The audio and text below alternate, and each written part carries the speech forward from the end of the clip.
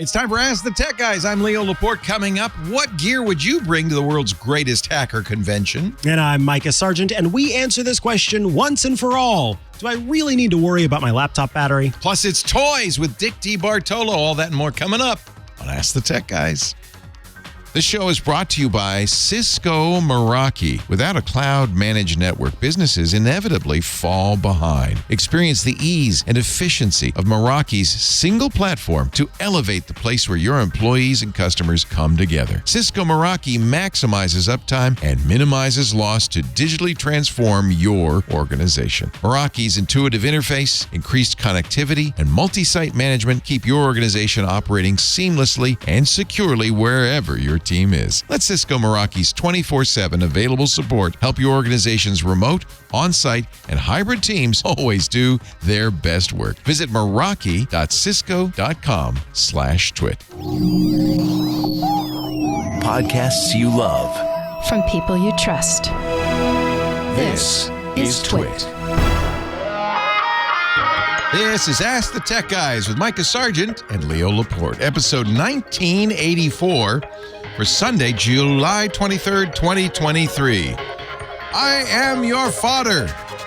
Ask the Tech Guys is brought to you by AG1. Take ownership of your health with a simpler, effective investment with AG1. Try AG1 and get a free 1-year supply of vitamin D and 5 free AG1 travel packs with your first purchase of a subscription. Go to drinkag1.com/techguide. And by Cisco Meraki. With employees working in different locations, providing a unified work experience seems as easy as herding cats. How do you rein in so many moving parts? The Meraki Cloud Managed Network. Learn how your organization can make hybrid work. Visit meraki.cisco.com/twit. Listeners of this program get an ad-free version if they're members of Club Twit. $7 a month gives you ad-free versions of all of our shows. Plus, membership in the Club Twit Discord, a great clubhouse for Twit listeners. And finally, the Twit Plus feed with shows like Stacy's Book Club, The Untitled Linux Show, The Giz Fizz, and more. Go to twit.tv/clubtwit. And thanks for your support. Well, hey, how are you today? Look at that. That's Micah Sargent. Whoa, and that's Leo Laporte. Did no one tell you striped shirts and television don't work? They tell me sometimes, and then I forget. Is he moiré-ing? Moiré! Or buzzing? I guess it's all right. They're not tight enough to be. If I move very carefully. Yeah. I only move my head, and then it's fine. No, it's a good-looking shirt, though. I'm not knocking the shirt. In person, it's fantastic. Right. For those of you at home who think you're tripping. You're not. You're not. You might be. I don't know. We don't know. Life. So today, we get together every Sunday, and I'm so glad to have you back, because frankly, the show is nothing without you. Oh, that's very kind. We need you here. I'm glad to be here. I have to put tape over the S. The whole thing, it just falls apart. Today, what we're going to do is answer your tech questions. Don't worry, Tom Wamsgans. 888-724-2884 is the phone number. It's a regular phone number. Yeah, you can also dial up. No, you type in a URL, call.twit.tv. We suggest doing it on your phone. If you do it on your phone, it's going to have a little Zoom link that pops up and say, hey, would you like to do this Zoom call? It all happens right there. You give permission for your camera, for your microphone, and then you can talk to us. And we suggest that way because then there's no setup process. There's not a bunch involved. That's call.twit.tv. You see these little tiny, you can't really, I don't know if you guys have enough Zoom to see these. These are little tiny Leos sitting on a ball with a fez that Patrick Delahanty 3D printed for me. I don't know if it's for me, but he didn't paint them. So and a handheld microphone too. Oh yeah, it's a good likeness. And I'm reading. Looks like my phone. Yeah, it might be a phone in hand. Yeah, but you can't really. Do we have a macro lens? I'll take a picture and upload it. From my iPhone. Oh, I could do that. True. I could AirPlay on my iPhone. Should we try that? Let's try that. Let's go crazy. Wow, look what we're doing. How else can people get on the show? If people would like, they can also email us. It's atg@twit.tv. You can send in text. You could also send in audio of what you want to say. You can also send in video of what you want to ask about. We ask that you keep it to around 30 seconds. And that way, we'll play it back on the show and be able to take those questions and hopefully be able to answer those. We're always looking for new emails and calls. And of course, I should also mention that while we're recording the show, that phone number, 888-724-2884, is live. But during the week, you can call in too and leave a voicemail. Look how good that looks. Can you pick up my I'm airplaying it to you. They have to run and press buttons, and Burke has to go in the back room and crank up the generator and put Lily on the spin wheel. Lily on the little hamster wheel. Hand you one of those? I will gladly. Which AirPlay did you choose? One or two? One, of course. Of course it's because one. It's the first among equals. The only one working. That's the other reason. That's right. I forgot AirPlay 2 it doesn't have power. Oh, that's good. Where did he get the source material? That is what I was wondering too. Did he make this, or did he find some sort of 3D printer? Or 3D model somewhere. I don't know. Somebody take a picture of me sitting on a ball with again a microphone. Leo 3D. Wearing a fez. Leo Laporte. Maybe I'm on the 3D. The verse. What do they call the 3D verse? Leo Laporte 3D models. What Thingiverse? Yeah. Maybe I'm on the Thingiverse. You might be on the Thingiverse. So enjoy the little blue bird today while you can. It's going away. Yeah. What's it going to be replaced? Why is it sideways? So I should do this, huh? Yeah, maybe in your hand. Hi, Micah. Whoa, hello. Oh, he says he's got a good jib shot. Is it this good? Is it that good? Yeah, look at that, little Leo. Look at that little Leo. Reading his phone. Look how tiny that is. So little. Anyway, thank you, Patrick, for sending those along. So Elon has, in the middle of the night, tweeting last night. Middle of the night says, I'm tired of the bluebird. I want to make, and then he's such a cheapskate because he's the richest man in the world. Yeah.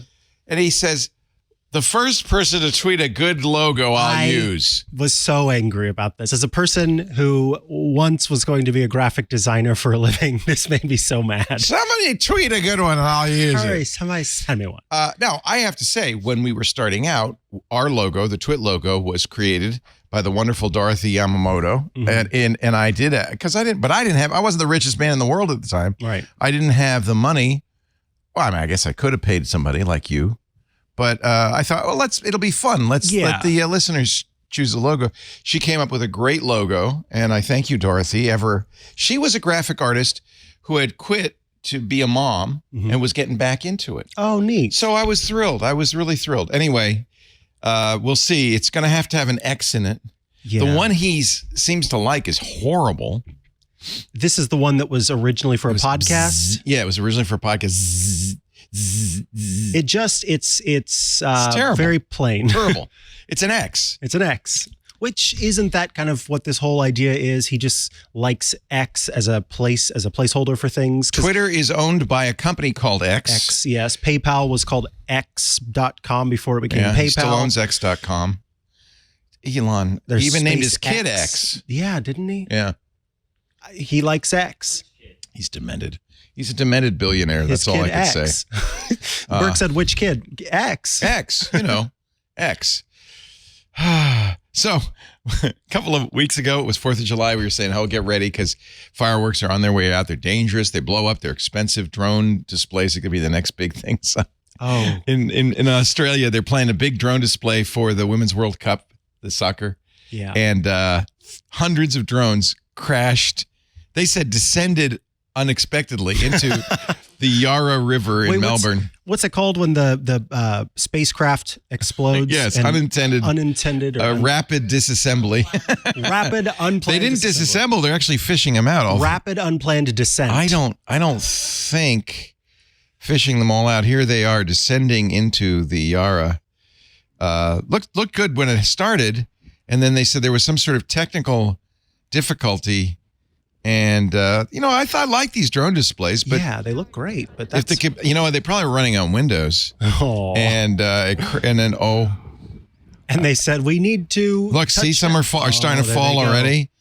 Oh, no. Oh, the humanity. Well, there's no humanity. Oh, the little chips. Oh. Are they supposed to be going into the water? Oh, they're going into the water. It's an expensive, hundreds of drones. That happens with fireworks, right? Can you imagine? What if that is what happened? What? Someone was running a jammer and It could be. It could have been a hack. Messed it up. I didn't even think of that. Ooh. Nowadays you kind of have to think about that, don't you? Well, anyway, I hope they save it's them. just a glitch. They are fishing them out. Can't be in good shape.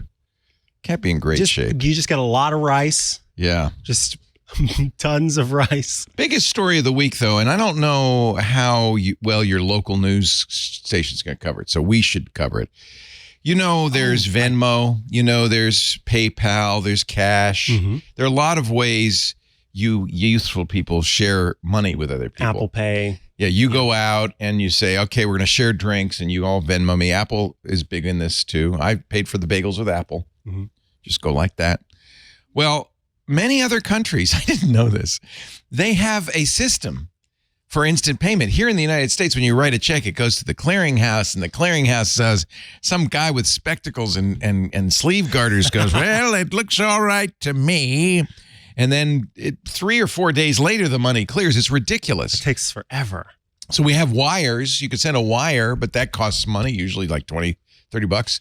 And then we have these third-party apps, which really, basically tap into your bank, move the money into their account, and then move the money into your. It's not a great system. But in many other countries, the government runs a system, because the Federal Clearinghouse is run by the government too, a system for banks to instantly transfer money. Finally, we got one. It's called FedNow. Not a great name. But it is an instant payment service. It will be free. Your bank will have to adopt it, and your bank may charge you. This is important. Fed is not charging for this. Your bank, though, probably charge you a quarter. Wow. Yeah. I hope they don't. Venmo doesn't charge, right? Right. The way that those third-party services work, the way that they get people to spend money is most often the people who are using it are people who need money now, right? They need to have that money put into their bank account. So what they do is they say, if you let the charge go over the course of 3 days to your bank, it's free to get that money into your bank. But if you want it right now, if you want to instantly deposit it into your bank, you have to pay 70 cents. It's a percentage based on how much you have. And anecdotally speaking, a lot of my family who uses something like Venmo or Cash App, one of those services, when they get their money, they do that immediate thing because they can't wait 3 or 4 days for it to clear into the bank I didn't even account. know you could do that. Right. I just thought, I just put it in there. And of course, they make money on the interest from holding all of this cash. Mm-hmm. Yeah, it's your $50, but for thousands and thousands of people, it adds up. So they either make money on the interest or on those little fees. On the VIG, I like to call it. The Fed, though, if you think about it, they're already doing this. They're going to have an instantaneous clearinghouse is essentially what they're going to do. 41 banks, 15 service providers have already been certified to use it, including big companies like J.P. Morgan Chase, Bank of New York Mellon, Bancorp, and community banks. Some community banks have stepped up. 35 banks and credit unions are currently using the service. So look for FedNow. There is a bank-run service called Zelle. Zelle, yeah. And I used to talk about Zelle on the radio show, and I would get a lot of people saying, well, I can't even remember his name. One of these finance guys on the radio, and you could trust everybody on the radio, says they're a scam and you shouldn't use them. But Zelle is the same problem with Zelle as there is with Venmo and Cash App, which is if you give somebody money fraudulently, if some guy pretends to be Micah and says, hey, I'm in a Turkish prison and they took my wallet and passport, I just need $1,500 to get out, and I Zelle it to them, the banks are going to help you get it back. Right. You lost that money. Just as if somebody came up to you as you got money out of the ATM and said, can you give me $20 for gas? And you gave it to them. The bank's not responsible. Right. And people don't like that. Dave Ramsey, that's his name, doesn't like that. But it's kind of what happens. It's the way that it works, I don't really blame the banks for not standing behind the fraud. In any event, I don't know. I presume they're going to have the same problem with this. I'm sure Dave Ramsey is already saying on his radio show, Fed never. Don't use FedNow. He says probably write a check. Yes. Because then the guy with the sleeve garters is going to make sure it's legit. Happens to be my cousin. It is true that if I wrote a check and it was fraudulently cashed, I can usually go to the bank and get that backed up. Same thing with a credit card and so forth. So it is true, but really I think the burden should be on the user to make sure you're not giving money to. The problem is older people who fall for scams, frankly. So anyway, FedNow, it's now, and perhaps it'll come to your bank. The thing to watch will be how much of the cost your bank will. I'm curious if this will have, if this will play any impact on people with direct deposit and other types of transfers outside of person-to-person transfers. Well, don't you do? Make everything faster. Or do you do direct deposit for your paycheck? I do. I always have, and that's nice because you know. Yeah, you don't have to worry about it. It goes in. Nothing to deal with. But so I can remember my previous coworker of mine. His bank was a military bank. And so because of the way that system worked, it was faster. So his paycheck would always clear 2 days earlier than the rest of ours who were with banks that were just, national banks. And that had to do with the way that the payment system, the clearinghouse worked, where the military folks got their money quicker. Right. And so I'm curious if FedNow is also going to impact that part of the clearinghouse. Top amount, $500,000. Oh, wow. Next time I buy a yacht, I'll be using FedNow. and what did you use last time? Well, I just brought him piles of gold. Oh, I see. Here's some bars. There are also some concern that it could supercharge a run on a bank because you remember with Silicon Valley Bank, there was long lines out front. Give me my money. Now you can just FedNow it right out and it'd be gone. The Fed says, no. We got ways to fix that. They've downplayed those concerns, according to Reuters, arguing banks have tools available to mitigate a wave of outflows. So it's on the banks. Do it like Jimmy Stewart did and lock the doors. Yes. All right. So that's the news across the nation. Everything you need to know now, you know. You know all of it. I'm sure there are other stories. There better be because we've got a 3-hour twit coming up later this afternoon. We better find something to talk about. Let's take some calls, if you will. Shall we start with our first call of the day? We could, but I don't see. Oh, I guess there is a call. Yeah, there is one call there. What number? Line 5? It's a phone number. Okay. So yes, line 5.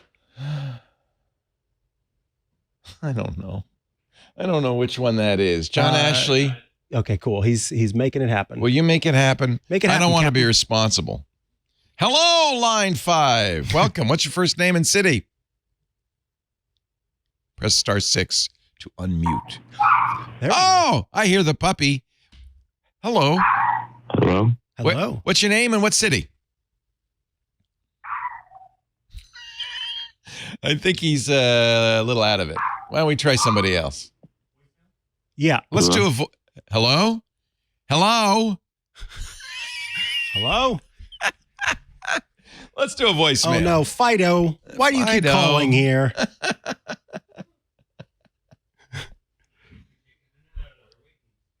I don't know what's going on. All right. When should I buy another yacht? Oh. I was waiting for the bags of gold to accumulate, but now I can just do it. John from Burlington, Ontario. Hi, John. Welcome. My question is, I'm looking to transfer a Gmail account that I set up for a thing within our company, and I'm retiring, so I want to be able to transfer it to the people that are running it now. And I was just wondering if there's a way to do it. I set it up in the personal site, so I'm not 100% sure that that's both of us. Oh, no. If you can on that side of it. Thanks, and looking forward to your answer. John. Bye. From Burlington. So this is why when we set up accounts here with various providers, I say it always has to be Lisa or I are the two owners of the company that set it up because, and not to use your personal Gmail for it because that's problematic. Can you transfer a Gmail account from a personal account? Let's say I have Laporte at Gmail, which I do, and I want to transfer it to Micah. I'm not seeing so other than giving them the password. Right. I think this is all you can do is say, well, here's the password. And if you have second factor, turn that off. They get it, and immediately they change your password. That locks you out. Turn on two-factor, further locks you out. And now it's theirs. It's theirs. And then if they wanted to go a step further, they could then set up a forwarding so that, they wouldn't necessarily have to log into that except to troubleshoot every now and then.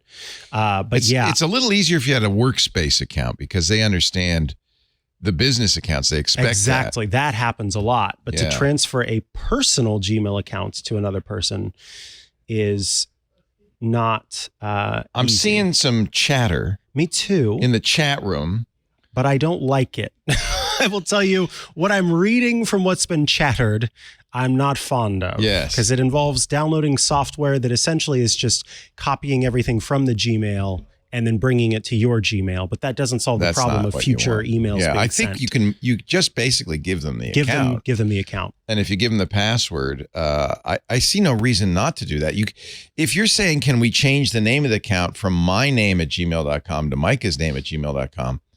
No, I don't think so. I think you have to make a new account. What I loved, Leo, that you said that I think is very important is you said you need to hand over the account and then have them change the Immediately password. Change the password. That is not only because for them, they should be the ones that have the access, but it's also so that in the future, if something happens, you can't be held responsible for it. That's right. Another thing they should do, and they need to do this, is go into the recovery, change the recovery email. Yes, recovery change phone the recovery number, phone number. Mm-hmm. And incidentally, little side tip for anybody who uses Gmail. If you have a Gmail account, absolutely go into your settings and set up a recovery phone number and a recovery email. It's a different email address. It could be maybe your ISP's address, your business address, because if things happen to Gmail accounts, and that is the back end way to recover that thing. I don't. Let me think of what other problems there be. I'm looking at people who are saying how to do this. Yeah, other people are just saying change the recovery. Oh, you know where this is a problem? If this guy, it's also his Google account. Oh, no. Then you really can't, because your whole life is now in this Google account. You can't give that to somebody else. Your photos are there. Your everything you do, all your Google Docs, your Google Drive. I hope that this was only used for business. Yeah. So it would be legitimate for you to give this back to the business. Now they have, but remember, they're going to access to all of that Google stuff because that's all tied to that Gmail account. But if it was only used for business, I think that's going to be okay. Yeah. The bottom line is, don't do this. If your business says we need you to set up a Gmail account, set it up for the business account. And ideally have somebody with fiduciary responsibilities in the business, like the owners, a C-level executive, do that, because it's really should be in their name. Mm-hmm. I try to discourage any employees from setting up accounts at anything. Say, no, let me set that up and I'll give you the stuff so that I always have access to right, it. as you need to, because they may come and go. Yeah. Okay. Yeah, that's our best advice on that one. There's no, I would not recommend anything else, honestly. This is the difference between a workspace account and a personal Gmail account. Personal Gmail account is your keys to your life. Mm-hmm. Don't give that away, and don't set it up for anybody else. I set it up for my family members. My mom, I had to set up her Gmail account, and other family members. And the reason I did that is because I want to keep the password, because mom's 90, forgets. Right, exactly. But I don't look at it. I don't do anything with it. I'm just kind of I'm the recovery code. Yep, that's with my grandma. Yeah. I've done that as well. Yeah, with some different accounts. Same thing. Let's try Lynn on the line. Lynn is on the line. Lynn on the line. Hello, Lynn. Welcome to Ask the Tech Guys. Micah Sargent and Leo Laporte, your genial quiz masters. Lynn, are you there? Remember, *6. Tell you what. Oh, I see a finger raised. Hello, Lynn. Hello, Lynn. Hello. Ah. Hello. Where are you calling from? Hi. I'm calling from Thousand Oaks. Beautiful TO. How hot is it Yes. today in TO, or is it going to be? It's 86 is supposed to be the high. Oh, I'm coming down there. It's balmy. Yeah. Yeah. Yeah. I have a quick question. Sure. I misplaced my iPhone on the way home from a trip. Oh, no. So I called Apple and canceled it. I ordered a new iPhone. The airlines, I asked for the lost and found department to notify me if it was found. A month later, it was found, so I went and picked it up the other day. And now I have an iPhone that doesn't work. Is there anything that I could do, like give it back to Apple? Or Apple can reactivate it for correct. you. If you have proof of purchase, which you probably do. Where'd you buy it? I bought it at Apple. Yeah. But So the thing all about you- it is Oh. the insurance company says that it's bricked now, or It is bricked. Because Yeah. the insurance company gave you money? They gave me a new phone. Yeah. I gave them money. So from an ethical point of view, you have a replacement. Get rid of that old phone.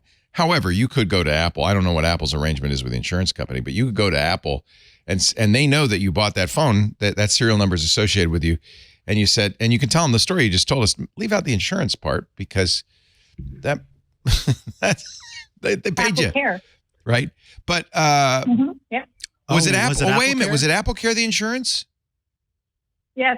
Oh. But the Apple Care has Alliance, I guess is what it is. Is it? Oh, okay. Allianz was the insurer through Apple Care.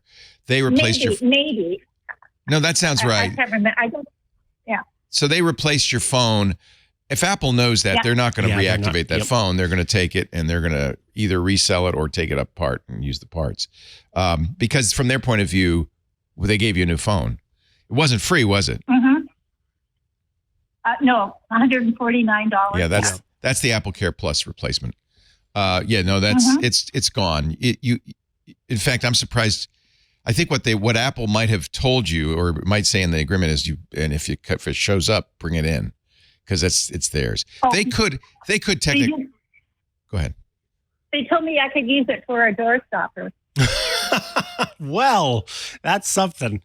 I honestly, what should be happening is Apple should take it and recycle it. Is what should be happening That's at this what I was point. hoping. Yeah, there is. They will. Yeah. They will. So if the Apple Store place that you went to was being a little bit cheeky as they were, Apple's own website has a little page where you can essentially get a little envelope sent in the mail to you There you go. that you then will recycle. And I'm trying to find the exact page for you here. Yeah. If you don't want to bring it to the Apple Store, you could also bring it to the Apple Store. you couldn't say I just can't. Actually, it was the Apple representative online. Yeah, it was some nitwit. That's not what they're supposed to say. What they're supposed to say is, "Oh, I'm sorry, ma'am. We will send you a return kit, and because it's lithium-ion battery, it has to be a specially labeled box. It can't be air transited. It has to be on the ground and all that I stuff." just bought the 14 Pro Max about 2 months ago. Oh, how frustrating! Yeah. Well, Yeah. at least you got a new one. Did you get all your data off of it too? Yeah. Yeah. Everything was perfect as far as the transfer. good. So what Apple did is they took care of you. That phone is salvaged now. It's theirs. They own it. And you just need to return it to them so that they can then either if it's brand new, they're going to refurbish it and sell it. Probably. Some lucky person is going to get $100 off. Yeah, good. That's almost how much I paid for it. I just wanted to make sure I didn't have to use it as a doorstop. Do not use it. Yeah. That's a waste. Definitely. And you're right in Definitely. your heart to say, I'm not going to do that. Yeah. Yeah, good, Lynn. Yeah, just get it back to them somehow. You could either call them and ask for a return box or bring it into the store. Great. Thanks, Thank Lynn. you very much. Yeah. I Great feel question. better about it. Good. Yeah, I would hate to. That's terrible. Yeah. Oh, one last thing. Sure. I have the new Snoopy on my watch. Oh, you're so lucky. How'd you get that? You're running the beta Public beta. version. Beta version, and it is fantastic. It is genuinely one of my favorite Woodstock watch faces. sits on the hand. You have it too? Yeah, it's so cute. I'm so left out. Oh, It is. let's see it. And Lynn, I don't know if you know, but what they do is on Sundays, like, well, this is kind of hard to show on screen, but like Sundays in the newspaper, you know that they print the funnies on Sundays in color. So they will actually do the watch face in color. The background comes in color on Sundays. It's the Sunday edition. Yeah, it's adorable. Oh, I love that. I saw that, but I've had it now for a day and a half or 2 days, and it's been colored the other days. You can make it any color you want. You know, Yes. they have a palette. Yeah, there's an option in the settings to keep it that way the whole time or not. I had it set up that way because one of my friends was talking about this. There's Woodstock in his little nest. And depending on the activities that you're doing, Snoopy will have like a frisbee. Like if you're walking around, if it's around lunchtime, you'll see food. It's so cute. Oh, how do I get that? Well, you can join the public beta now if you'd there's like. a surfboard. I was swimming. I think there was something on the swimming too. But No yeah. way. Oh, this is cute. Yeah, it has a lot of things. Is this the first time Apple's licensed other person's IP for their watch? Mickey There was a Mickey watch right in the earliest days. Yeah. Oh boy. And Toy Story. Oh, that's right. Toy Story too. So, wow. So you're obviously a sophisticated user. Yeah, listen to you. Well, I've been listening to you, Leo, for many years. Oh, that's great. That's why. Lynn, That's it's a great. Thank pleasure you very to talk much to you, and for thank all you. the information. My great pleasure. Stay cool in TO. And it's great to talk to you. Yeah. Thank you, Lynn. Okay, bye-bye now. Bye. Thanks for Bye-bye. calling Ask the Tech Guys. Yes, thank you so So, much. Micah, how do I get Snoopy on my watch? If you would like to get Snoopy on your watch, Leo, you can go to apple.com/beta. Okay. And you will see an option that says sign up. That is the option that you would want to click as perhaps a non-developer. When you click that button, it'll ask you to sign in. So I did it for iOS 17. You can do it for iPad OS 17. These will both be out officially in the fall. And there are, on iOS 17 anyway, there are some bugs. Of course, I found. yes. Mac OS Sonoma, the Mac OS version, tvOS. Oh, so I'm going to click Watch OS 10. Is it reliable? Should I worry? I have not had any trouble. The only thing I've had trouble with of all of the systems is tvOS. Everything else has been pretty doggone good. Snoopy and Woodstock. I've been very impressed with watchOS this time around because usually watchOS will have some issues. Battery, it tends to be one of the first problems that you'll have. I've not experienced anything like that. The one thing that now I'm thinking about it that I have had problems with is I've had to do a few restarts of the watch because it was not picking up on hand washing. If folks aren't, you don't really have to wash your hands for 20 Well, seconds. I like to, and I feel very good about it. That was actually, it turns out, a mistake. That's not how people got COVID. I mean, it's good for colds. This is true, but yeah, it is good to keep your hands washed. Yeah, I wash my hands. It's funny because I got in the habit of doing the whole surgeon's wash and all of this stuff. I still do. After COVID, I watched Sanjay Gupta show us on CNN how to wash your hands. But it turns out that was not how COVID was transmitted. Right. On the other hand, of course, it's good to wash your hands. But I always wash my hands. I just didn't wash them for 20 seconds doing the whole kesha. Anyway, so I'm on this page. I'm scrolling down. Yeah, you don't want to be on that page. You wanted to go back. This is just telling me all the wonderful things that are going to happen. You click on that sign up. Oh, I shouldn't have clicked the link. Yeah. That was the Learn More link. That was the Learn More. Click sign up. You'll log in. Now, you don't have to have a developer account. Correct. You do not have to have a developer account. Basically, when you log in, Apple will see, are you a developer? If you're not a developer, then it's going to send you along to the public beta program. Okay.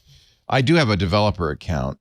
That's $99 a year. Yes. Because in the old days, you had to, if you wanted to be, first on your block. I don't recommend being first on your block, to be honest with you. But if you insist, all right, good.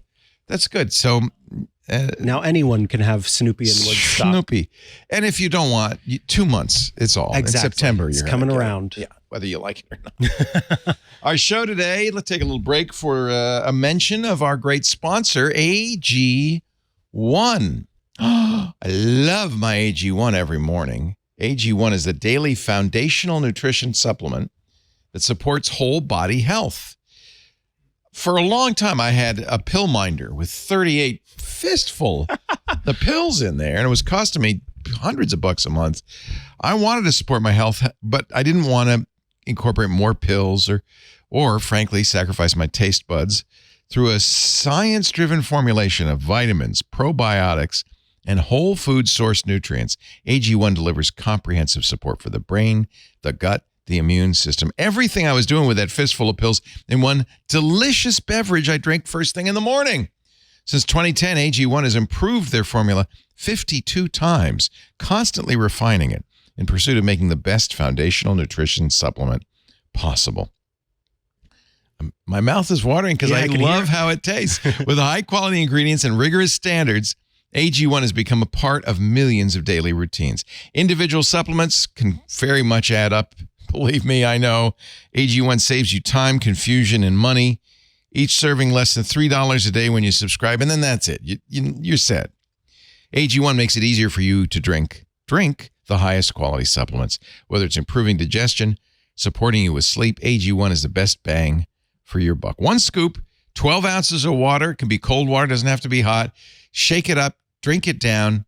It's the first thing I do every morning. It really is the best, simple, drinkable daily habit. If you're looking to take ownership of your health with a simpler, effective investment, start with AG1. Try AG1 and get a free 1-year supply of vitamin D.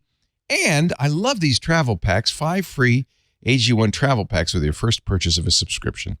Go to drinkag1.com/techguy, drinkag1.com/techguy.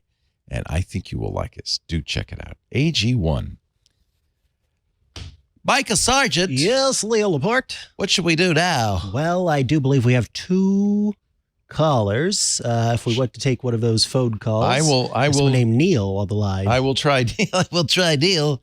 I'm sending Neil. *6 will open up the thing again. It's 888-724-2884. What happens when we'll pick up immediately when you ring, put you in a room where you'll hear what's going on, and then when we say, "Hey, Neil," you press *6 to unmute. And hey, Leo, how are you doing? There we go. Great. Welcome. What's up? Well, we've talked many times before. I actually called back for 2 quick points. One, after seeing the question last week about the hearing aids, I also am a hearing aid wearer. I was going to buy the Jabra hearing aids, the $2,000 hearing aids and so forth. Yeah. And then I had and then I checked for my, because I have insurance. I actually have very good insurance, so they cover a hearing.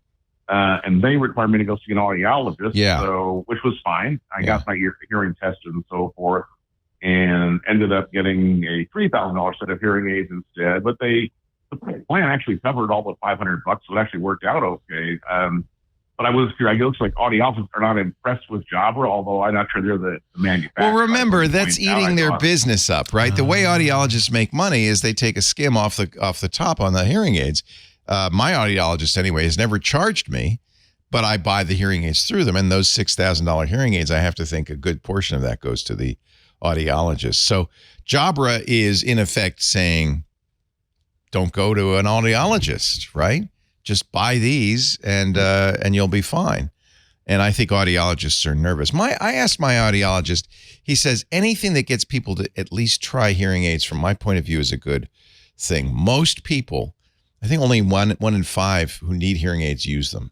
Wow. Most people, for the stigma or just they don't mind not hearing their wives or whatever it is, they don't get hearing aids. And my audiologist, who I think is pretty open-minded, he's very tech-focused, which is why I went to him, said, if people try hearing aids, these Jabras or any of the over-the-counter things, that's a start. We know in the long run, as the hearing gets worse, they're probably going to want to go to an audiologist. We just think it's important for people to get hearing aids who need them, and anything that gets them into hearing aids is good. We know we'll still get our share of business from people who really need an audiologist. It is true that, the audiologist is going to give you a better hearing test than anything you could do yourself, obviously. So you didn't get the Jabras? What did you get? What are they? Oh, they are Phonak. Phonak. Yeah, that's one of the big hearing aid companies. Audio. Starkey, Resound, Phonak. Right. Yeah, good. And you like them? They work very well. The only problem I have, which is not, I'm talking about them right now as I speak with you. The only issue I also work from home, so I'm a trainer, so I'm always on camera. So I tried to signal to my computer, which worked fine, although it seemed to not do as well, say, with the Bluetooth. As far as in Microsoft Teams, there's a lot of they don't have enough audio. They can't maintain the stream, I guess, to give me good audio when I'm talking to a class. So I have tried so hard. We wear wire headphones on the sets and in all the shows, and I've tried so hard to get Bluetooth, even aptX low latency and all this stuff to work, and there's just enough latency that it's echoing, and so I just can't use Bluetooth. Apple, as you know, has a MFI program for hearing aids. I can use my hearing aids on the phone. They're not as loud, those, as AirPods or something like that. So right. Hearing aids are hearing aids. Well, I'm on the phone right now. Are you using the Phone X right now? I'm using them right now. Yeah. I don't think Apple's using Bluetooth when it connects to the hearing aids. I think they have their own special hearing aid setup. I don't know. Are you using Bluetooth? Yeah, the issue I was talking about was when I use on my work computer with Microsoft Teams, which is a Windows. It's not my computer, so I can't alter it because it's the company. Yeah, and that's using Bluetooth. And when I call the man, right? Is that right? And so I just a comment. That is using Bluetooth, I believe. Yeah, that's how I said it. That's how I paired them. So when I called my IT department about it, they had no answer to that. They said the Teams.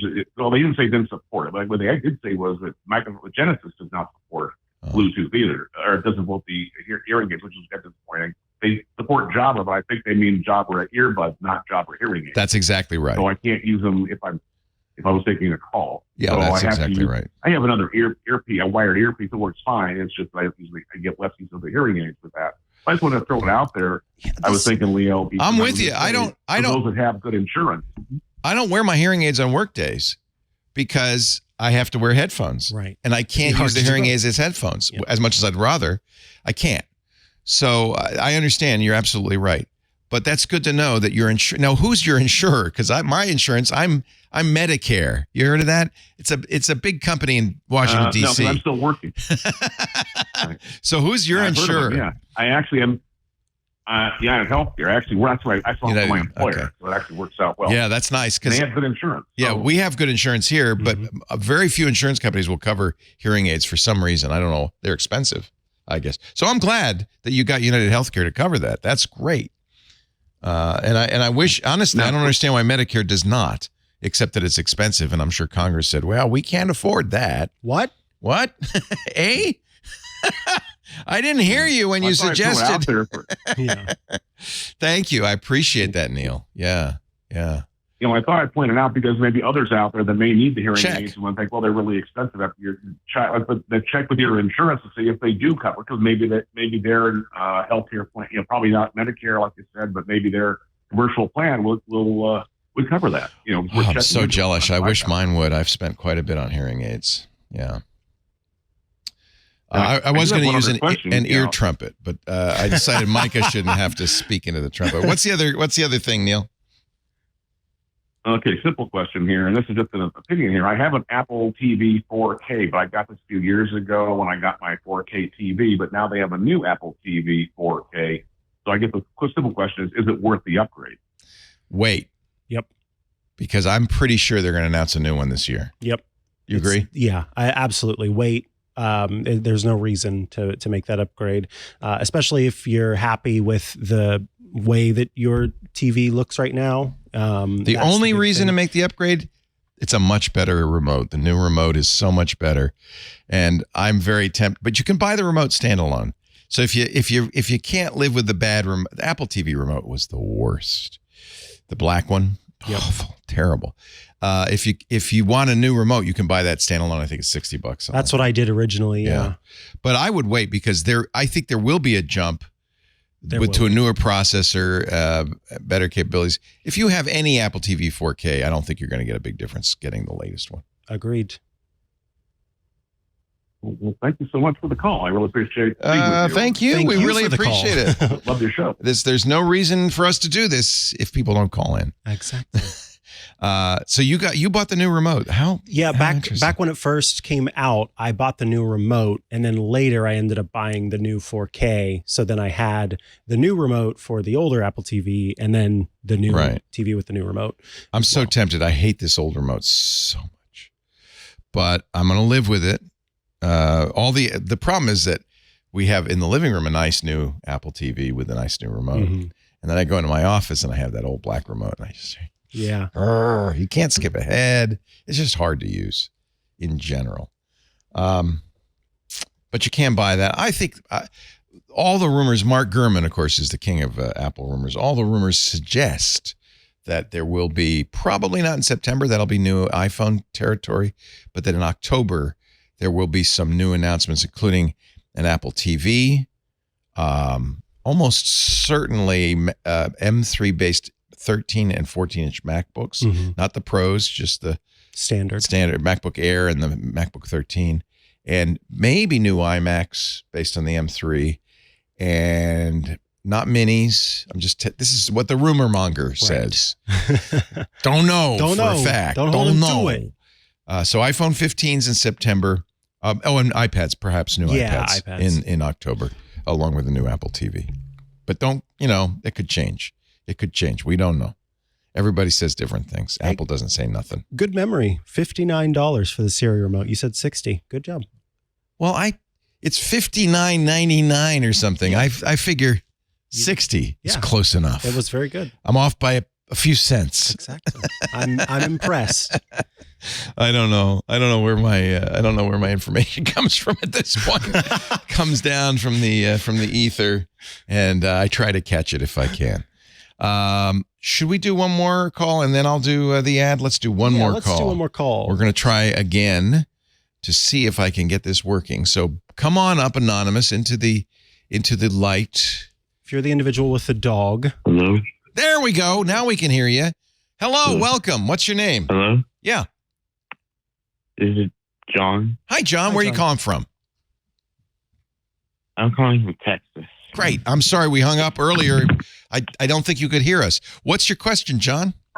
Yeah, I don't know what happened either. Yeah. So I had a burning question I was hoping to get your opinion on. Okay.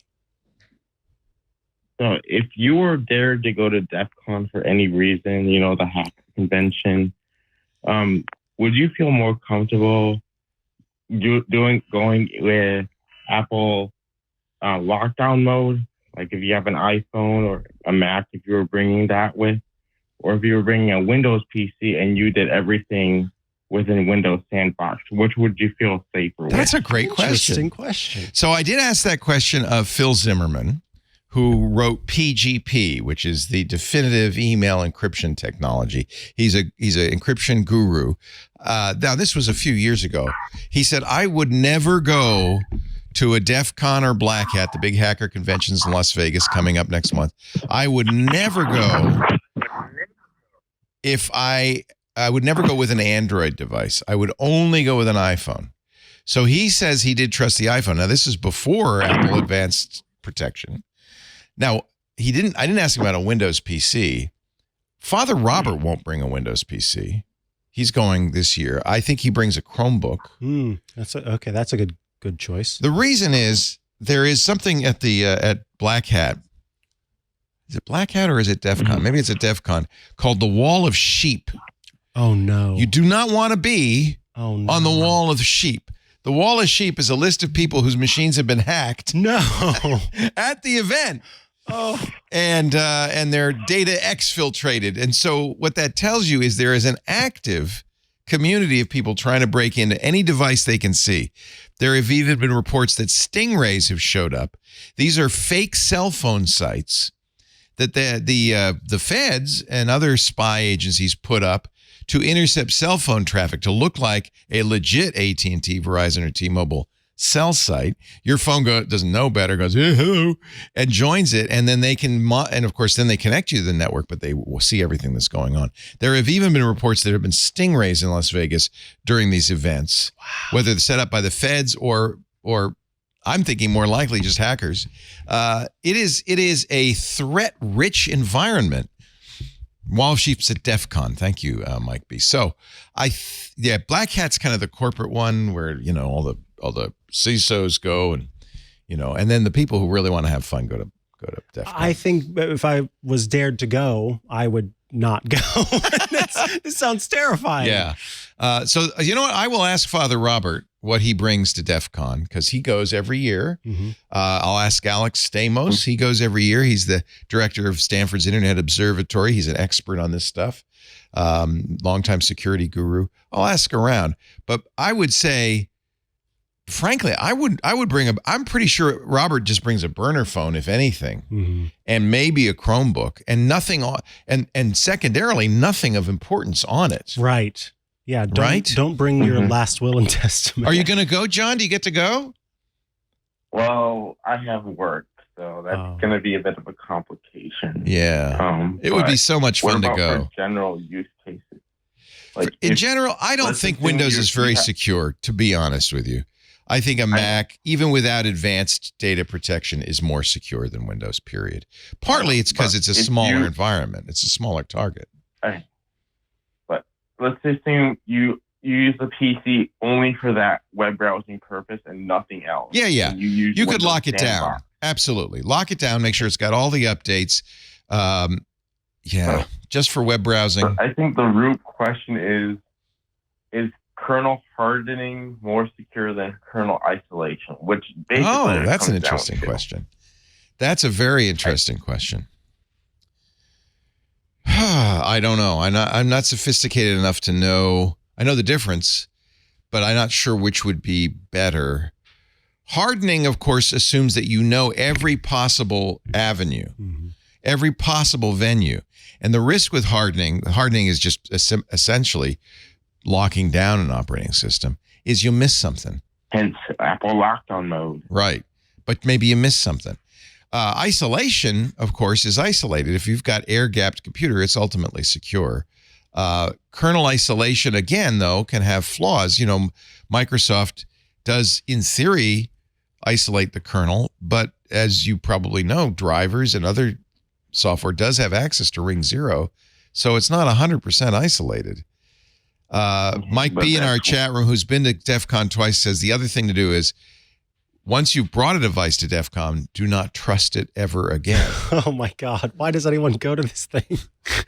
Because what the worst case scenario is somebody got in and then didn't tell you and left it there. And now you're taking it home. Because not everybody there is just doing it for the funny ha-has, right? You might run into some folks who are there to actually cause some damage. Yeah. I mean, they get in very fast. And one of the problems with these events, DEF CON particularly, is people all year save up exploits. They collect them so that they can announce them at DEF CON. Right. So there's stuff going around at DEF CON nobody knows about. The companies have not been alerted to, have not patched. I'm just going to bring a pencil and paper. Is what I'll bring. It sounds like a lot of fun. I'm sorry you don't get to go, John. Many have had many opportunities to go and have never gone. Sounds terrifying. I don't blame you. Yeah. Don't bring your Tesla either, somebody's saying. Yeah, I'm going to bring my Beetle from... What about a machine that runs cubes? Yeah, cubes would be... cubes or tails, which these are lockdown versions of Linux would be a good idea. But again, you take it home, you're going to format everything. You're going to kill the firmware. You're going to do everything you can to erase that machine because you don't know what has happened to it. I think a Chromebook that you got for the purpose might be a good idea. My DEF CON Chromebook. That's a great question. I'm going to ask around. We are not hackers. Right. We're not the guys you should really. I know. You should be asking the guys who are actively trying to get I just play one on TV. I wear a hoodie. Right, I do. I just go like this. I do want to become a security researcher, and that's one of the things that I've been wanting. And another thing to do is to have a machine with multiple hard drives with multiple installs of operating systems to compartmentalize. I didn't know if that would be a good approach to security. There is a piece of software that will let you run on a single USB key. Will have all the ISOs for all the Linuxes you want. If it's big enough USB. Pardon me? Ventoy? Yeah, Ventoy. So if you have Ventoy, you can boot into any operating system you want from an external drive. Ventoy puts up the menu and you say, yeah, today I'm going to be Ubuntu, tomorrow I'm going to be Tails, Thursday I'll be Cubes. That's a really good idea. It's a great way to play with this stuff and get a chance to see all the different distros in action. So yeah, you know about Ventoy. Good. Mm-hmm. Good. I think you're on your way. Good for you, John. Yeah. These are good questions. Is it better to isolate a kernel or to harden it? I don't know. I think they're problematic with both. You know what? That's the problem. What I wanted is a way to utilize both. Yeah. Yeah, maybe that's this. I mean, that's the way basically Cubes and Tails OS operate is Cubes especially. Cubes, everything's running in a sandbox. So it's really an interesting idea. I tried playing with it for a while and it was not very convenient. But you know what? That's kind of the trade-off, isn't it? Security versus convenience. Hey, we got to run. Dick DeBartolo is waiting in the wings. John, it's a pleasure. I'm glad we could get you on. I'm sorry you don't get to go this year. Next year. Yes, let's hope. Okay. I hope so. Hopefully one day. One day. A boy can dream.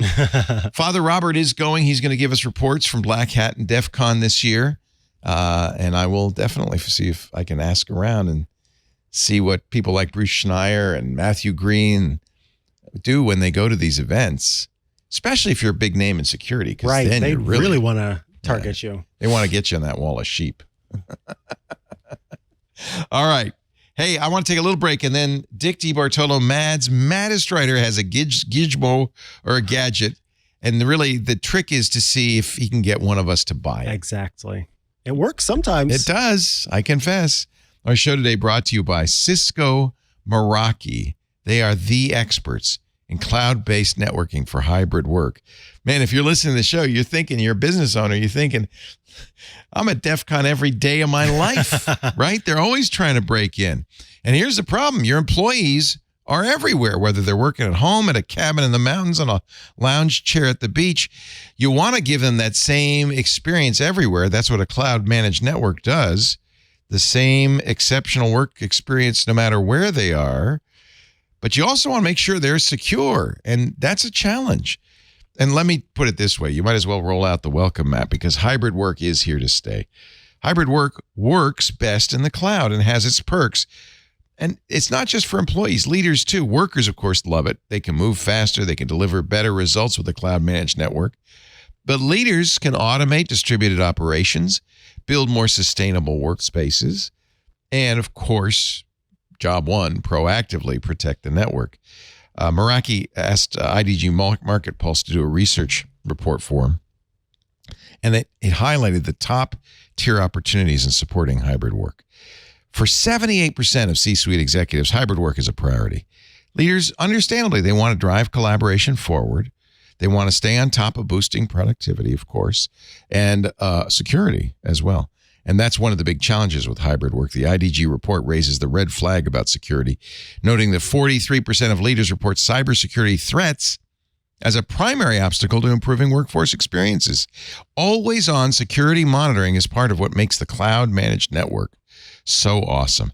Your IT department can use apps from Meraki's vast ecosystem of partners, turnkey solutions built to work seamlessly with the Meraki Cloud platform. And they do everything from asset tracking, location analytics. You can gather insights into how people are using your workspaces.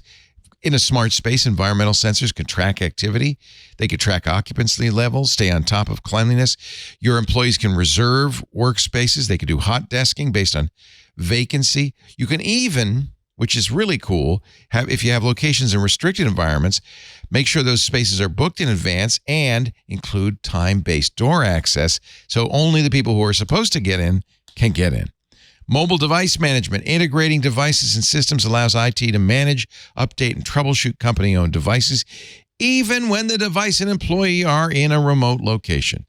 The whole point is to turn any space into a place of productivity, to empower your organization with the same exceptional experience no matter where they work. And it all happens with Meraki and the Cisco suite of technology. Learn how your organization can make hybrid work.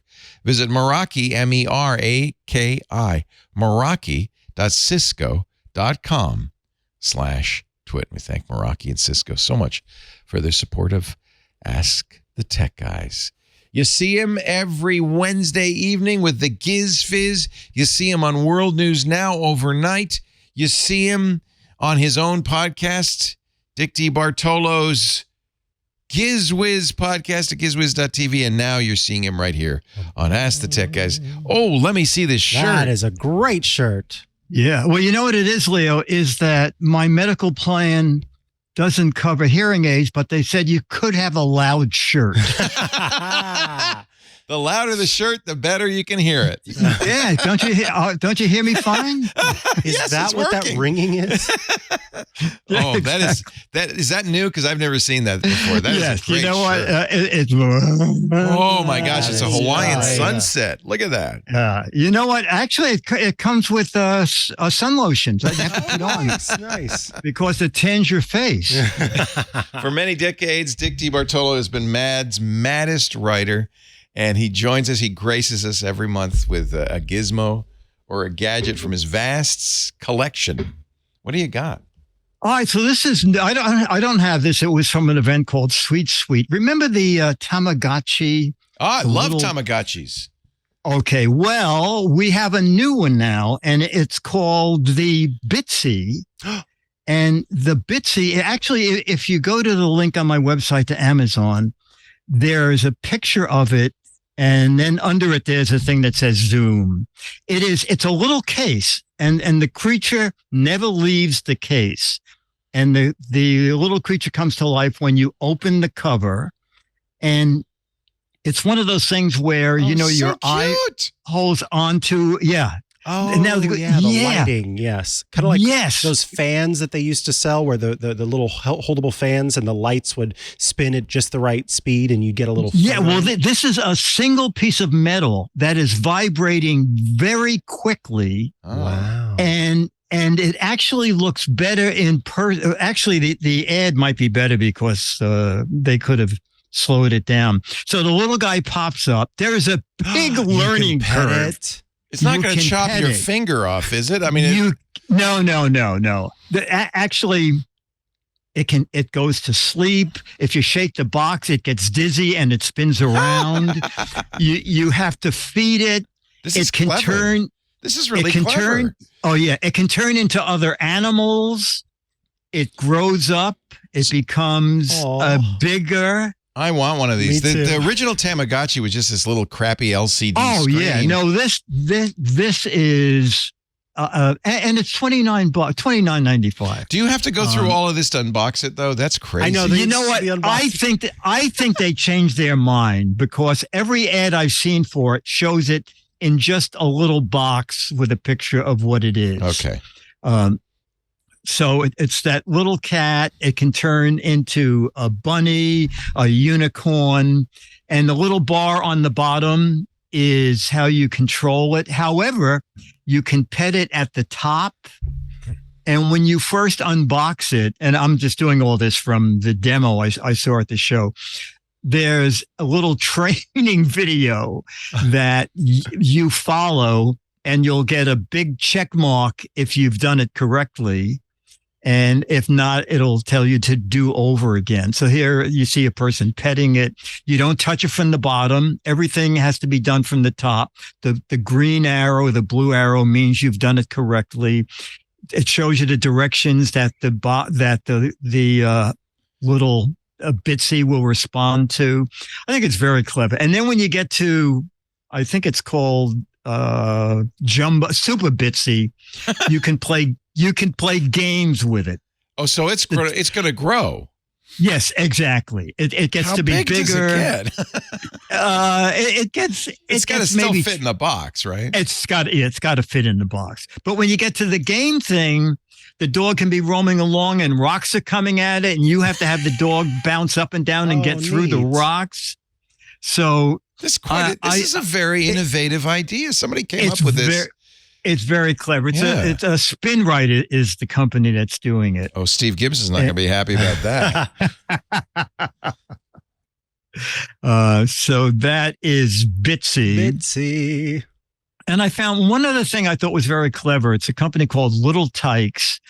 and they have something called Big Adventures, and there are 4 of them. They said the 4th one wouldn't be out till August, but today I noticed it was on Amazon. So what it is, it's little trucks that do other things. For example, the Jeep, you pull down on the bottom of the Jeep and the 4 tires come down and they're actually binoculars. Oh, so it's Transformers, but into something useful. Yes, exactly. The LEDs at the top of the Jeep pull off and it's a flashlight. Oh, nice. The spare tire at the back of the Jeep pulls off and it's a compass. Oh. It's for kids 3 and up. Yeah, I got to get this for my niece. The most expensive is that the truck has a little magnetic grip on the back. There is a little, the bumper comes off and it becomes a grabber. It's so cute. It is cute. And you stick something in a little box, and then you look down through it. The back of the truck is actually a magnifying glass, so you can look. This is great. I think this is. I would love this as a kid. Yes, absolutely. So this is so is this a toy event you were at? What was the event? Yes. It's called Sweet Sweet, and it's summer toys and things that are coming out for Christmas. And the biggest one, which is almost $40, the bumper comes off, and it's a working metal detector. No, it's a dump truck with a metal detector. Yes, and you can throw like a screw or a nut in sand, and this will find it for you.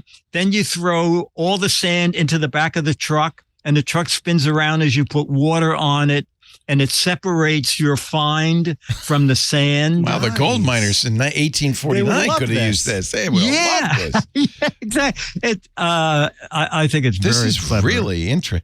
Boy, I'm impressed with the innovation. I have to say.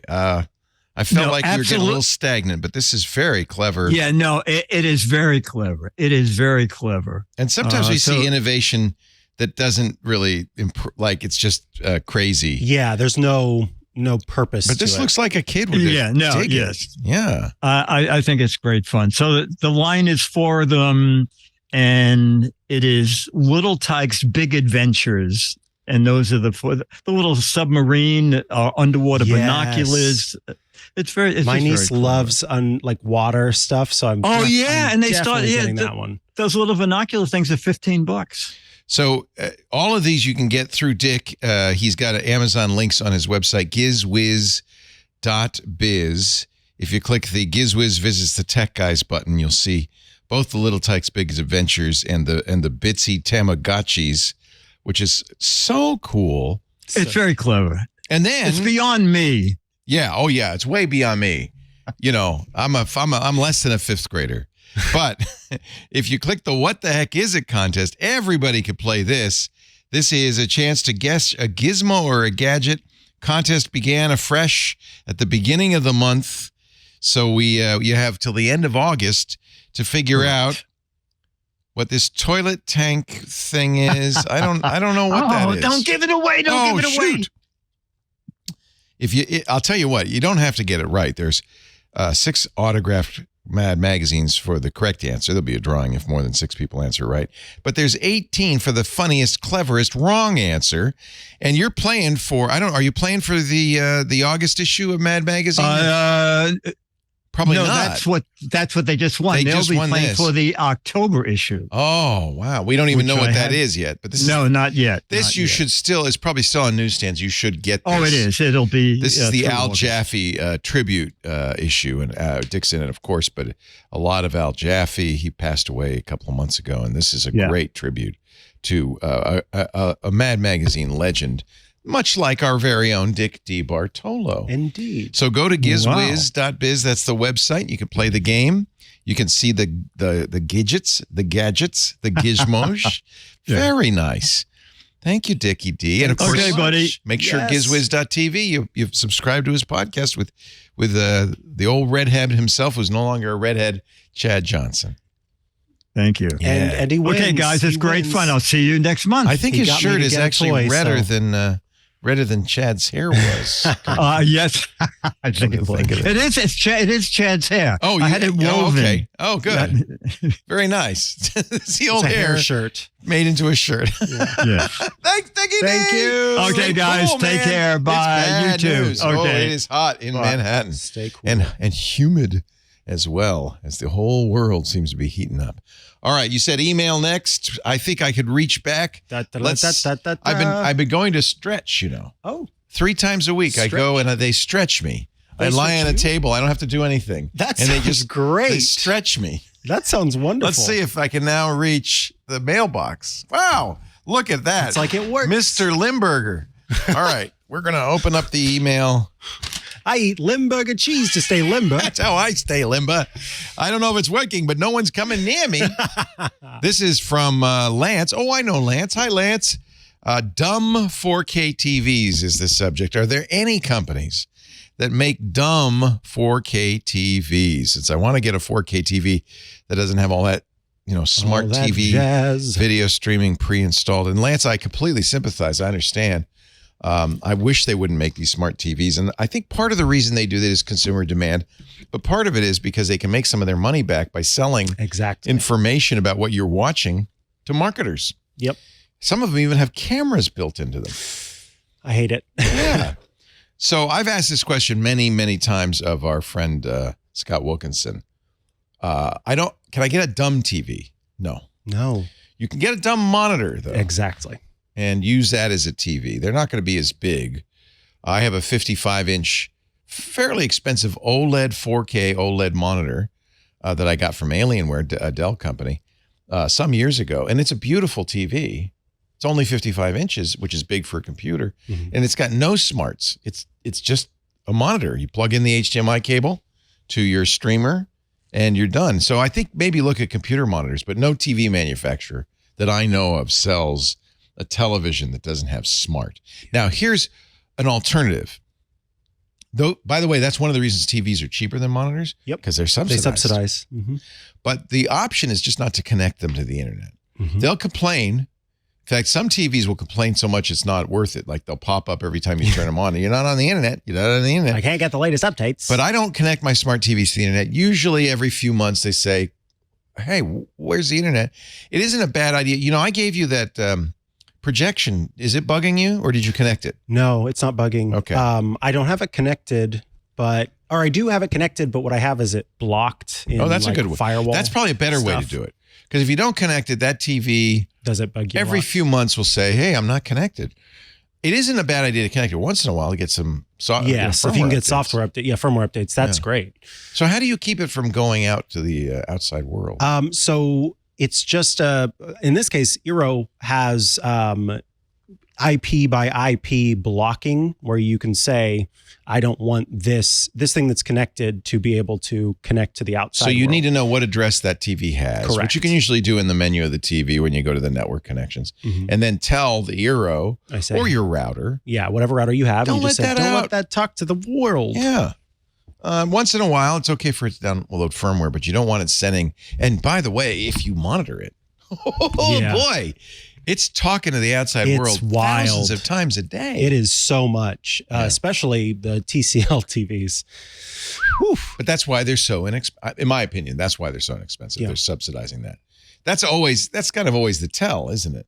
Wow, this is a really inexpensive TV. Why is that? Why can I get this for so little? Why is that? And Rokus are very, very inexpensive too. Yep. Same also thing. talking. Same thing. That's why there's that new TV that is out where folks can get it in their home entirely for free, but in return, there's a second monitor underneath the top monitor that is constantly serving you ads.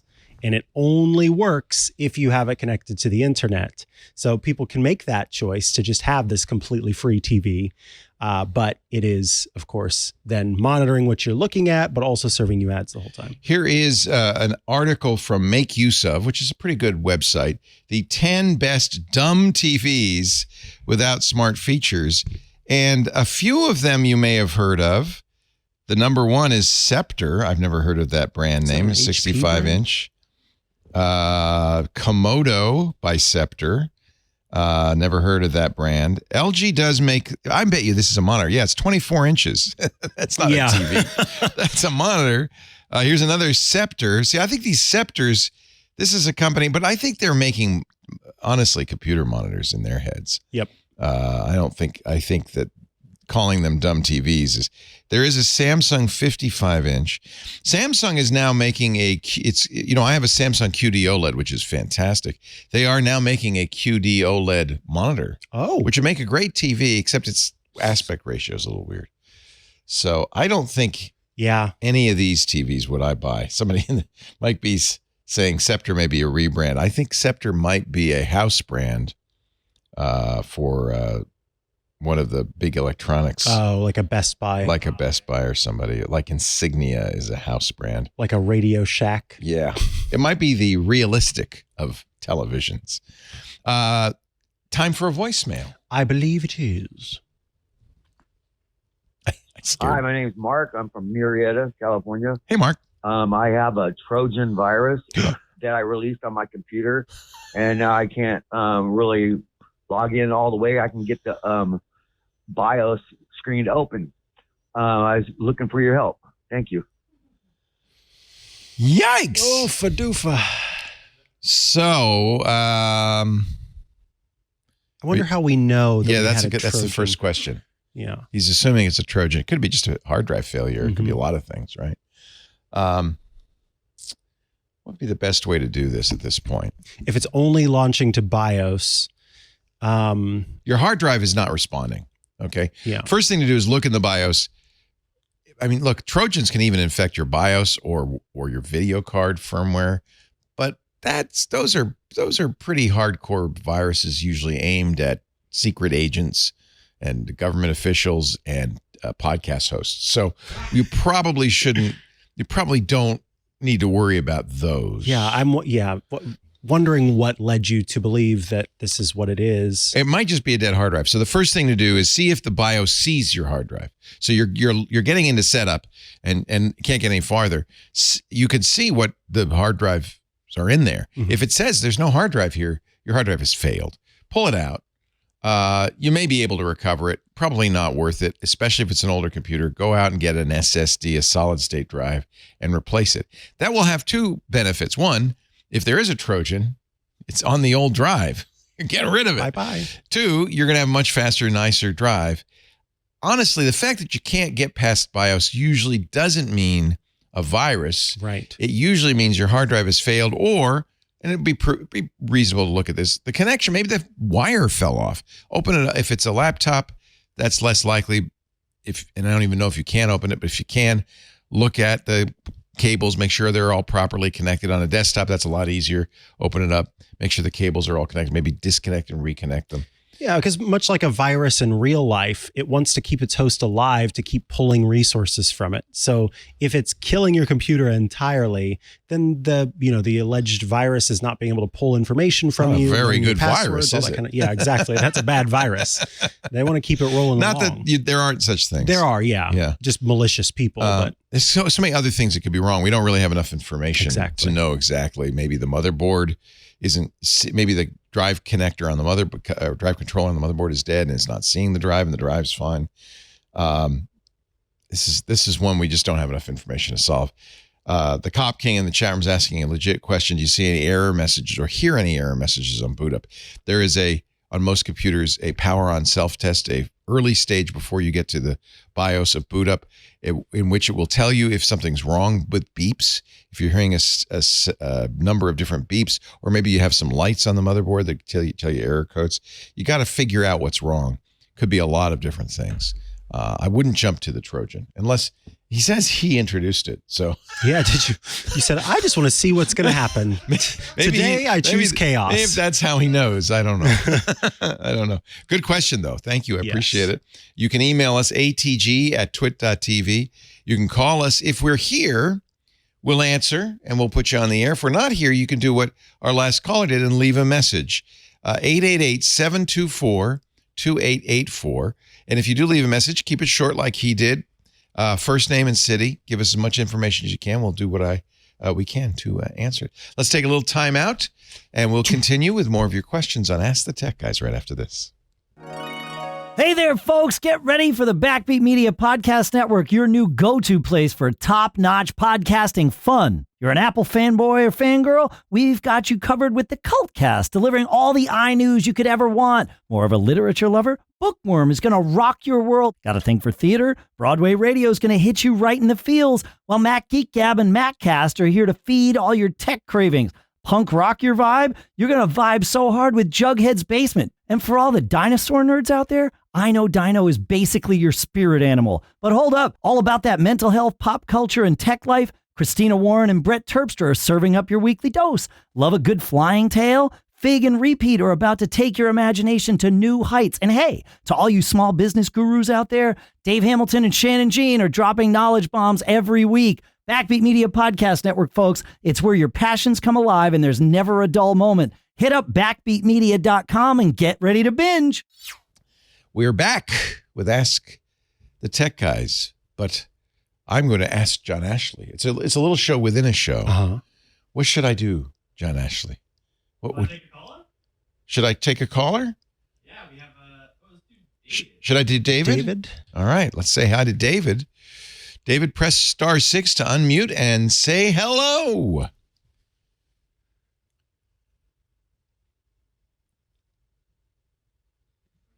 Hello, David. Hello, David. I'm unmuted. Hey, now we hear you, David. Hello, Sometimes David. it takes a little while. Where are you calling from, David? Okay.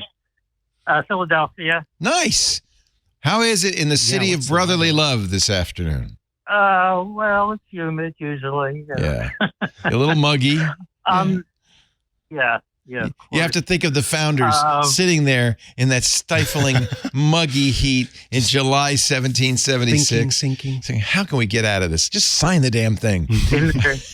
in their wigs and Oh, wow, yeah. gabardine coats. Yeah. Big, And heavy. anyway, All smelly. it's another hearing aid question. Oh, Sorry. good. Okay. I actually tuned in the middle of the last hearing aid call. And the thing that bothered me from last week was that you kept saying the hearing aids are $6,000, but a basic hearing aid is $2,000. Good. I mean, I got my hearing aid at in the hospital. So I just wanted to correct that because you probably got the highest digital. I got the type fancy hearing aid. ones, and I overpaid. I know, but yeah. I mean, if somebody's thinking of it, I mean, I don't want to. You're right. I mean, You're 2000 absolutely is right. Not fun either. No, it's not fun either way. What brand did you get for 2000? Oticon. Oticon. Okay. Yeah, very well known. And there's an app on the iPhone, and you control it with the iPhone, and you can change, ways of hearing, stuff like that. Good. And you're happy with it. It's totally integrated, and you have a choice of taking the calls on the phone or taking the calls in the hearing aid. I kind of like that feature. Oh yeah, I hate to do it in the hearing aid because it's just too distracting. Right. But mine was, I went to like Jefferson Hospital, to get an audiology test, and I've had moderate hearing loss for many, many years.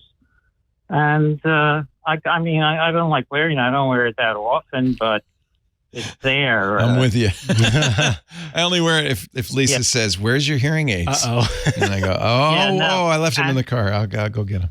And then they tried to do that thing where they measure the inside. I hated that. It felt like I was not connected to the earth. It was, too distracting for me. Yeah. What are they called? Where they mold the mold inside. Oh, they did a mold? Yeah, well, you can buy a mold, separate mold for $300. Oh, so the Oticons will can also come in the fashion that they're molded into your ear. Yeah. Oh, that's kind of cool. I'd like to get that. As I said, I went to the hospital. Yeah. So I knew I wouldn't get screwed around. Smart. And but it was not covered by it was not covered by your insurance. No, nothing. Yeah. Nothing. That makes me mad. I think insurance should cover that. I know. Well, yeah, I'm excited about having the the phone ones, but I'm just saying if somebody really needs it, It's not Thank you. $2,000. I apologize. You're right. It cost me that much. Yeah. I got Starkeys and then Resounds. I know. But it does not have to. Well, you. Dumb, well, it was dumb of me, but I didn't. The audiologist said, or you can spend $2,000 and get the Oticons. Nobody mentioned that. Yeah. I think also there has been a downward pressure on these prices because the FDA approved over-the-counter hearing aids. So when I bought mine 5 years ago, it might well be that they were $6,000 and they've gone down since. But I did have a choice. There was one lower than that, a little less. But oh yeah, they're $1,000 now. There are $1,000 over-the-counter hearing aids and even less. And I hope we continue to see improvement. The other thing I hope is that you see them around more, even with younger people, because that will take the stigma away. Because I think that's one of the reasons people don't get them is the stigma. I wish. But I would go to a hospital. I never trust these organizations, because there was insurance that will cover it, but you have to deal with these organizations, a Miracle Ear or whatever. Oh yeah. I stay away from the ones that advertise on late night TV. They have hearing aid coverage, but you have to go through them, and it's usually more than what you pay for the basic. It's sad because as seniors, we're taken advantage of. And you talk about, too, when you aren't able to hear and you continue down that path of just continuing to not be able to tune in with what's around you, it is incredibly detrimental on the brain's ability to keep functioning at its proper level. And so it's actually really harmful for folks to be pulled out of reality in that way. There's a good article I will refer you to from Johns Hopkins. I trust them. The Hidden Risks of Hearing Loss. And they talk about cognitive decline associated with hearing loss. And it's not that one causes the other. It's just that I think that as you get more isolated from the world, your brain isn't working as hard, and it sometimes causes cognitive decline. I have a tinnitus, but so do I. It just seems like I feel like I'm outside. It's not a ringing. Oh, mine's the worst. It's like a loud, piercing alarm. But that's why they say you have to wear the hearing aid, because it treats the brain to fill in what you're not hearing. Yeah, it's like a phantom limb, I had read. So, sometimes when people lose a limb, they feel like they still are itchy on their limb that's not there. It's like a phantom limb in your ears. They don't really know. The FDA has recently approved a new treatment for some kinds of tinnitus, that's the ringing in the ears, that involves nerve stimulation. You put something on your tongue and then you listen in the head, and it does seem to help. There's actually, anybody who has ringing in their ears is desperately looking for a fix. Whatever, There has been no fix yet. Mine's getting worse. It's very annoying. Just, be nice to the older people in your life. We're suffering. I'm not. That started with me with the pandemic. I was sitting in my living room by myself all the time, and it sounded like I was outside. Oh, that's interesting. That's really interesting. It was like an atmosphere. I never thought of it. Yeah. So it's not a ringing, but it's like a white noise of some kind. Yeah. Yeah, exactly. Huh. Yeah, there's all kinds, isn't there? And I have no idea what kind mine is. I know how I did it though, was just listening to loud music when I was young, and I very. Can I say something? Sure. I used to watch you when you were first on television. Did you wear a certain sweater or lab coat all the time? Not all the time. Sort of uniform. No, we never had a uniform. No, that must have been somebody else. Bill Nye the Science Think of Bill Nye the Science Guy. Once I did live with Regis and Kelly, and they brought out lab coats for us to wear. And mine was a little small, and it looked like a sausage in a bad casing. But I couldn't say no. This is, they said, here, you're gonna wear this. Okay, thank you, I will. And well, you must know a lot. Yeah, with a lab coat. I think they were trying to give me a little bit of an elevation in a status there. Like, here's the doctor of technology. That only happened once. Never again. And then at one point, Tech TV made for me and I still have it, the worst sleeveless V-necks. That's not a good look for anybody. That had a big Tech TV logo on it, and I wore it out the day before for rehearsal, and Gelman, their producer, said, "What is that?" I said, "That's my special Tech TV V-neck." He said, "You're not wearing that, buddy." Thank God. So it's still hanging in my closet. Someday somebody will let me wear that. Not my wife, But not it's Gelman. amazing. I'm still using some of the old stuff like Glary. There's a thing that cleans the computer. Glary. Oh, yeah. We had a. That's right.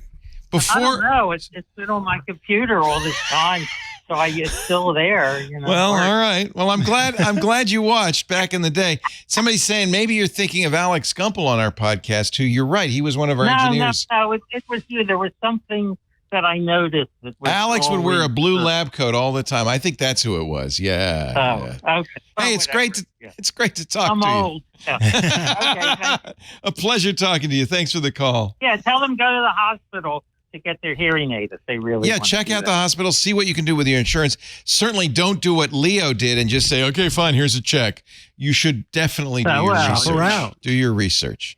I was doing it because I thought I should really understand, as over-the-counter hearing aids are on their way. Absolutely. I should understand what the market is, and it certainly helped me understand it better, but cost me. Well, I think the expensive ones are some sort of digital. Yeah, they're digital. And the other ones. That's right.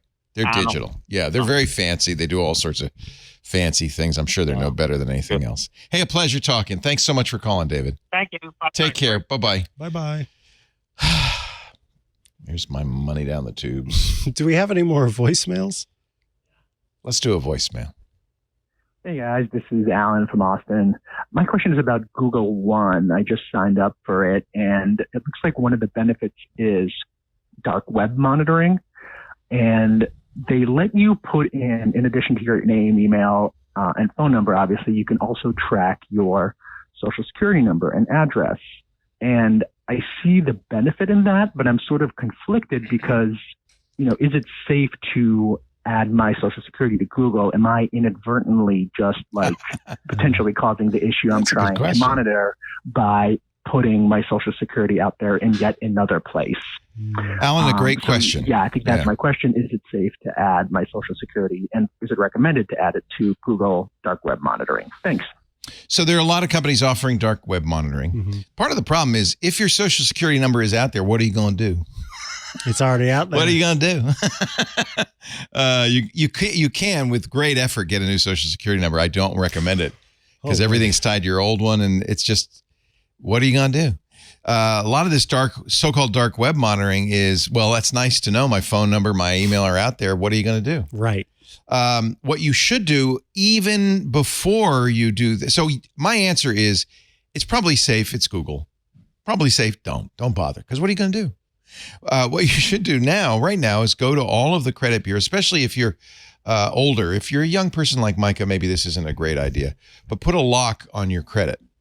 And you could do that on all three, thanks to the federal government, which passed a bill a few years ago for free. It's called a credit freeze. And what it does is, and they don't like it because one of the things they don't like is they can't make any money off of selling your information to credit card companies. You ever get in the mail an offer for a credit card? Yesterday, the day before, day before that, those are all because the credit companies, Equifax, TransUnion, and Experian, gladly sell your information off to these credit card companies. That's where they got your name and address. They say, well, here's a bunch of people with a good credit score. You maybe send them a credit card. If you do a credit freeze, they can't do that anymore. But they have to, by law, allow you to do that. So go to the big three. There are more than three. I've done it with 5. But Experian, TransUnion, and Equifax are the big 3. All 3 of them offer a number of hoops to jump through, not undoable, but you can freeze it. There's also an unfreeze, and this is important. They used to charge for that. They are not allowed to charge for that anymore. Here's the good news. So once you put a credit freeze on your account, nobody can take out a loan in your name, a credit card in your name, nothing. Now, if you're like Micah, you're a young guy, you still haven't bought that yacht, and you might need a little credit, get a new credit card, rent a house, buy a car. There are a lot of things you do that you do need a credit check. It's a good idea to have an unfreeze as well. So you can unfreeze prior to doing this. And before you go to the car dealer, you unfreeze. Mm-hmm.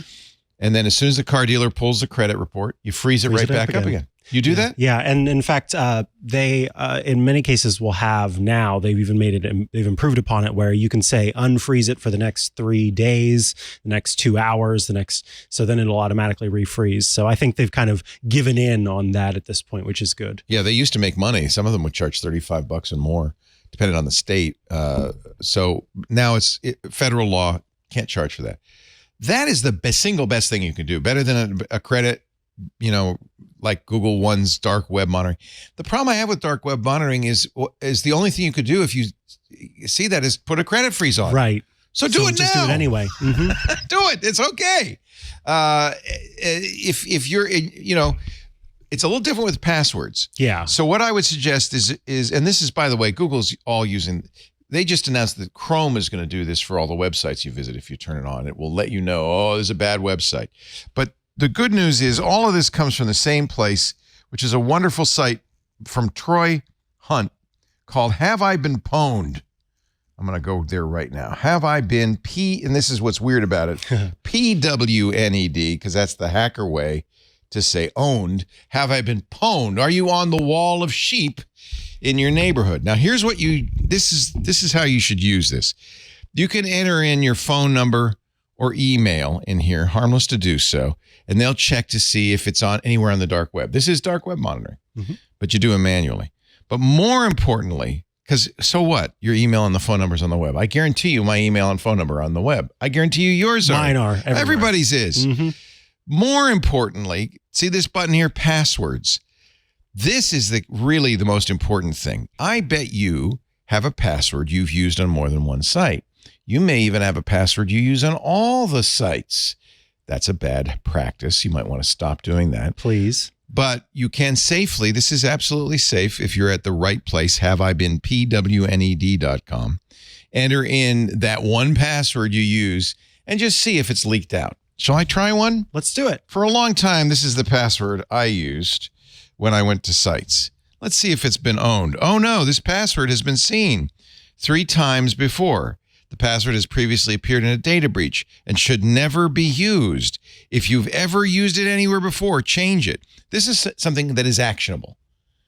If the password's out there, you can now go and change it on those sites. Right. Best thing to do, get a password manager, let it pick a long, strong, unique. It's only used in one place password, and then it remembers it for you. The problem with this is if you've used any of these passwords more than one place, then you've suddenly got access to all of those. They've got access to all of those places. Right.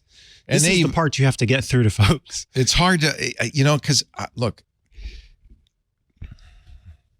I try. Yes. That's a good shirt. They're close. I try. There are people close to me who continue knowing perfectly well this is a bad habit. Yes. To do this. Yes. You too. Uh-huh. We try. We try. So don't be that person. Listen to us. Please. Do not reuse passwords. But if you have been, go to this Have I Been Pwned. It's completely safe. The way I don't need to explain how it works. It works very cleverly to prevent that password from being transmitted out of your browser. It's in your browser, nowhere else. But it will tell you if it's been seen in a breach. Read what's on this site. There's a lot of good, useful information on this site about how this stuff is used and so forth. HaveIBeenPwned.com. It is your best friend in this. You could use Google One's dark web monitoring if you want. I think you do the same thing I do. Do the credit freeze. Absolutely. Yeah. It's easy for me because I'm not buying a house, car, nothing. And I rarely have to use it. But when I do, I just did. I went into the apps and unfreezed them and then was able to do what I needed to do. If you search credit freeze, the Federal Trade Commission has a very good page on credit freezes. All the website. You can do it all on the web too, by the way, which is really nice. You don't have to mail something out. There are some hoops to go through. Not too bad. But freeze your credit. That's the best thing you can do to protect yourself against breaches on the dark web. And then don't reuse passwords. 683 pwned websites, 12 billion pwned accounts, 115,000 pastes, 228 million paste accounts. the largest breaches. The number one. You want to know what the largest all-time number one breach? Yes. I'm curious. Here's the Roblox breach just happened, right?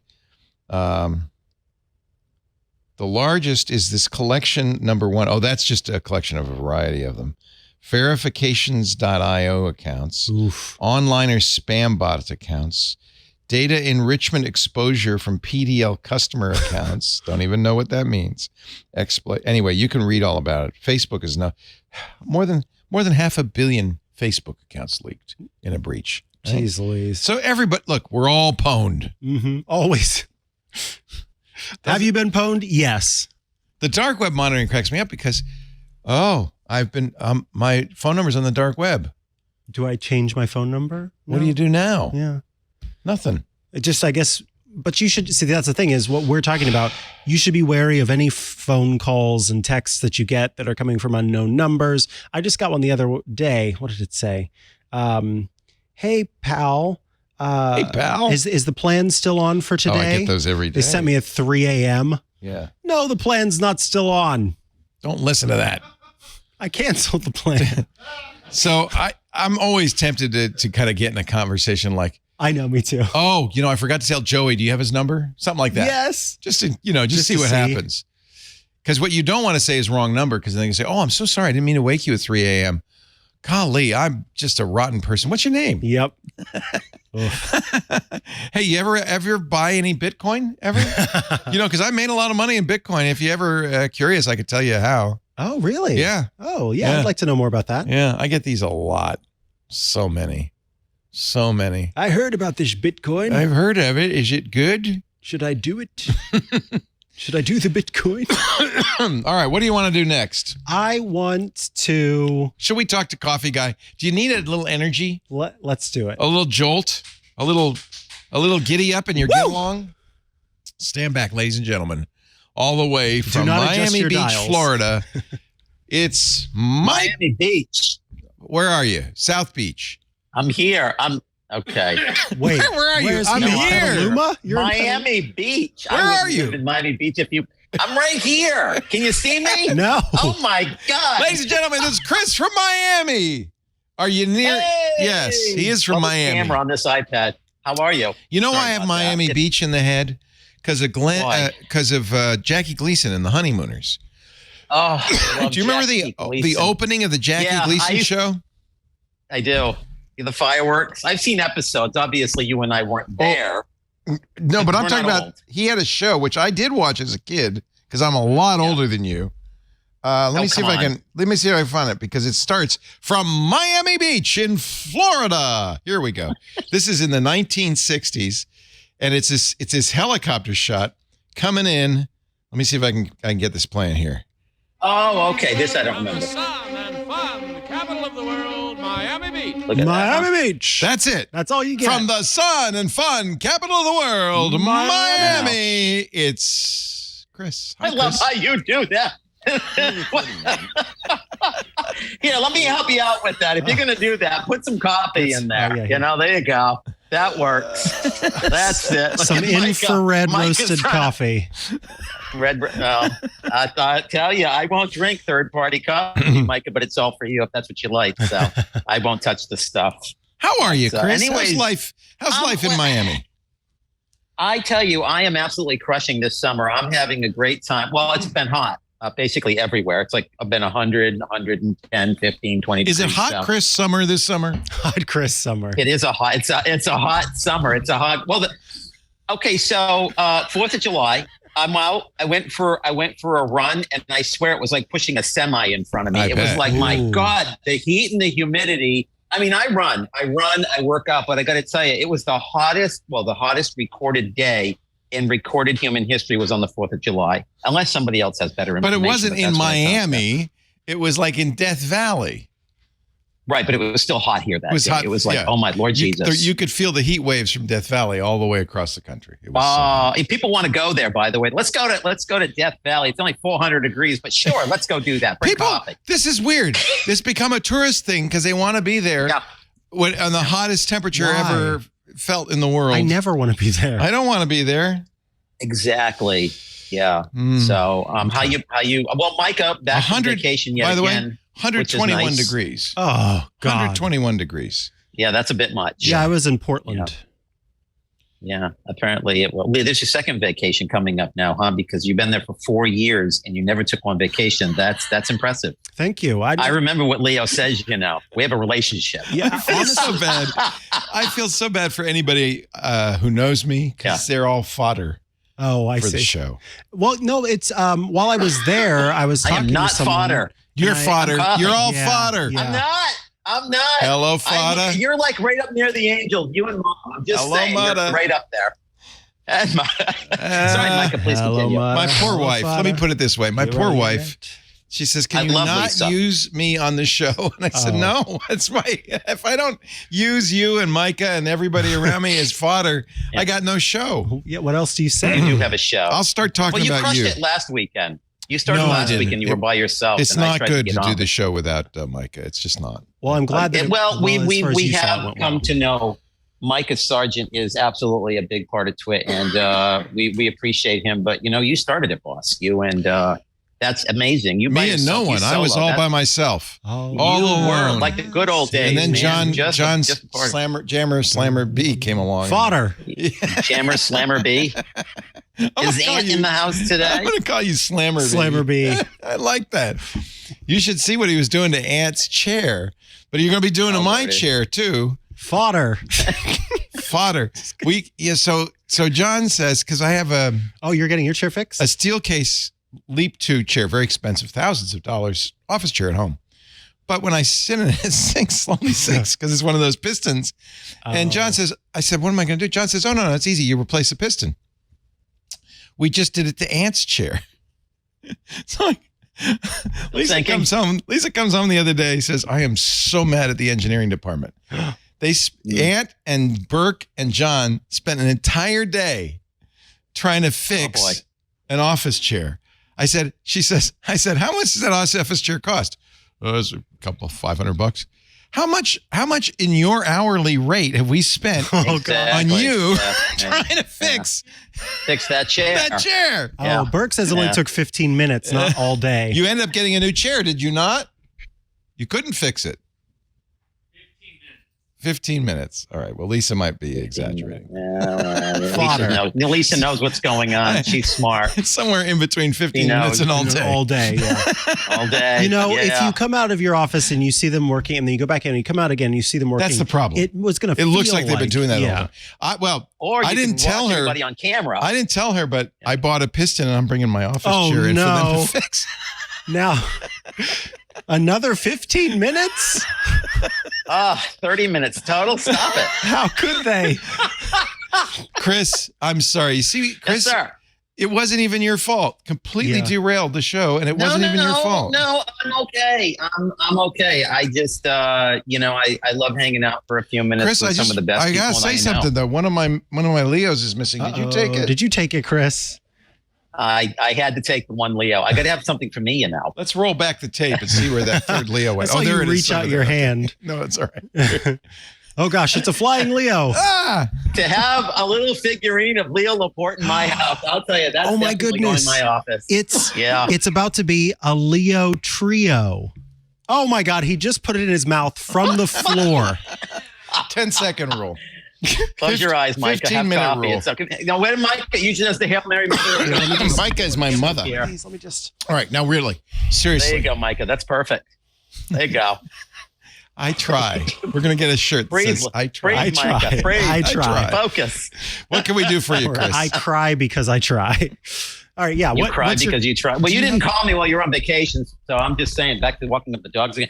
Anyways, so I love my Ring doorbell. This whole thing is basically, it's okay. I mean, we all know about tech, and I'm really not impressed with it. But I ended up with a Ring Pro for $179.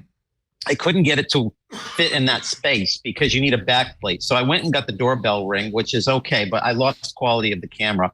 Then I said, what would Leo do? Maybe go with Simply Safe. No, don't do that, Chris, because that's only for wired doorbell. So if you have a wire configuration, you're good to go. I'm thinking Simply Safe, right? That can't be a bad idea. So now I'm back to Ring again, and I have to put the the one with the peephole in the kitchen. And then I'm going to go to Best Buy and get the other one. So I'm with Ring. Now it's good, but I don't know if it has 24-hour monitoring. I like Simply Safe. Leo used to talk about it all the time. And so I'm stuck with Ring. It's not a bad deal, but I'm just like, there's got to be something that is better, but none of the cameras are good. How'd you put the peephole in the kitchen?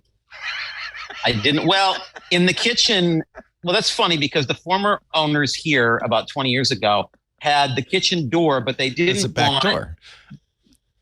Well, it's a side door. They removed all the hardware, Micah, and then they kind of sealed it up. They sanded it real nice, but you can still see the outline where one of the peephole things went for that particular feature. So I'm going to probably drill through that. Yeah. Then put this in. You know how the rest of that goes. And then put the other one over there. Then I'll have complete coverage. But I was kind of thinking more along the lines of like security. I like Simply Safe. It's amazing. But the problem is that I talked to them. I spoke with them yesterday, and they said, Chris, right now we do not have a battery operated device. Really? Simply Safe, big company. I'm shocked because a lot of their stuff is battery operated. Wow, that's interesting. Yeah, but not for the Ring doorbell, though, Leo. That really disappointed me. And I said, you know what? I got to drop that to because you know everybody. So most doorbells, or many doorbells are powered. They have a little transformer and they have a low voltage wire that leads to the doorbell that lights it up and it rings a chime elsewhere in the house. And so a lot of the doorbell manufacturers, Ring, Nest, and so forth, and apparently Simply Safe, assume that you got that one line of power coming to that place so that you can wire up the doorbell. But there are a few like Ring that make battery powered ones for areas that don't have that wire, including your peephole. In fact, you have a peephole? Yeah, I've got a peephole. Yeah. Yep. So he's got a peephole. We all have peepholes. So sorry. So what is the question? You want me to talk to Simply Safe? I don't have any friends like at Simply the low Safe. quality video? I don't know who to talk to. What was the you want something that is battery powered that's good.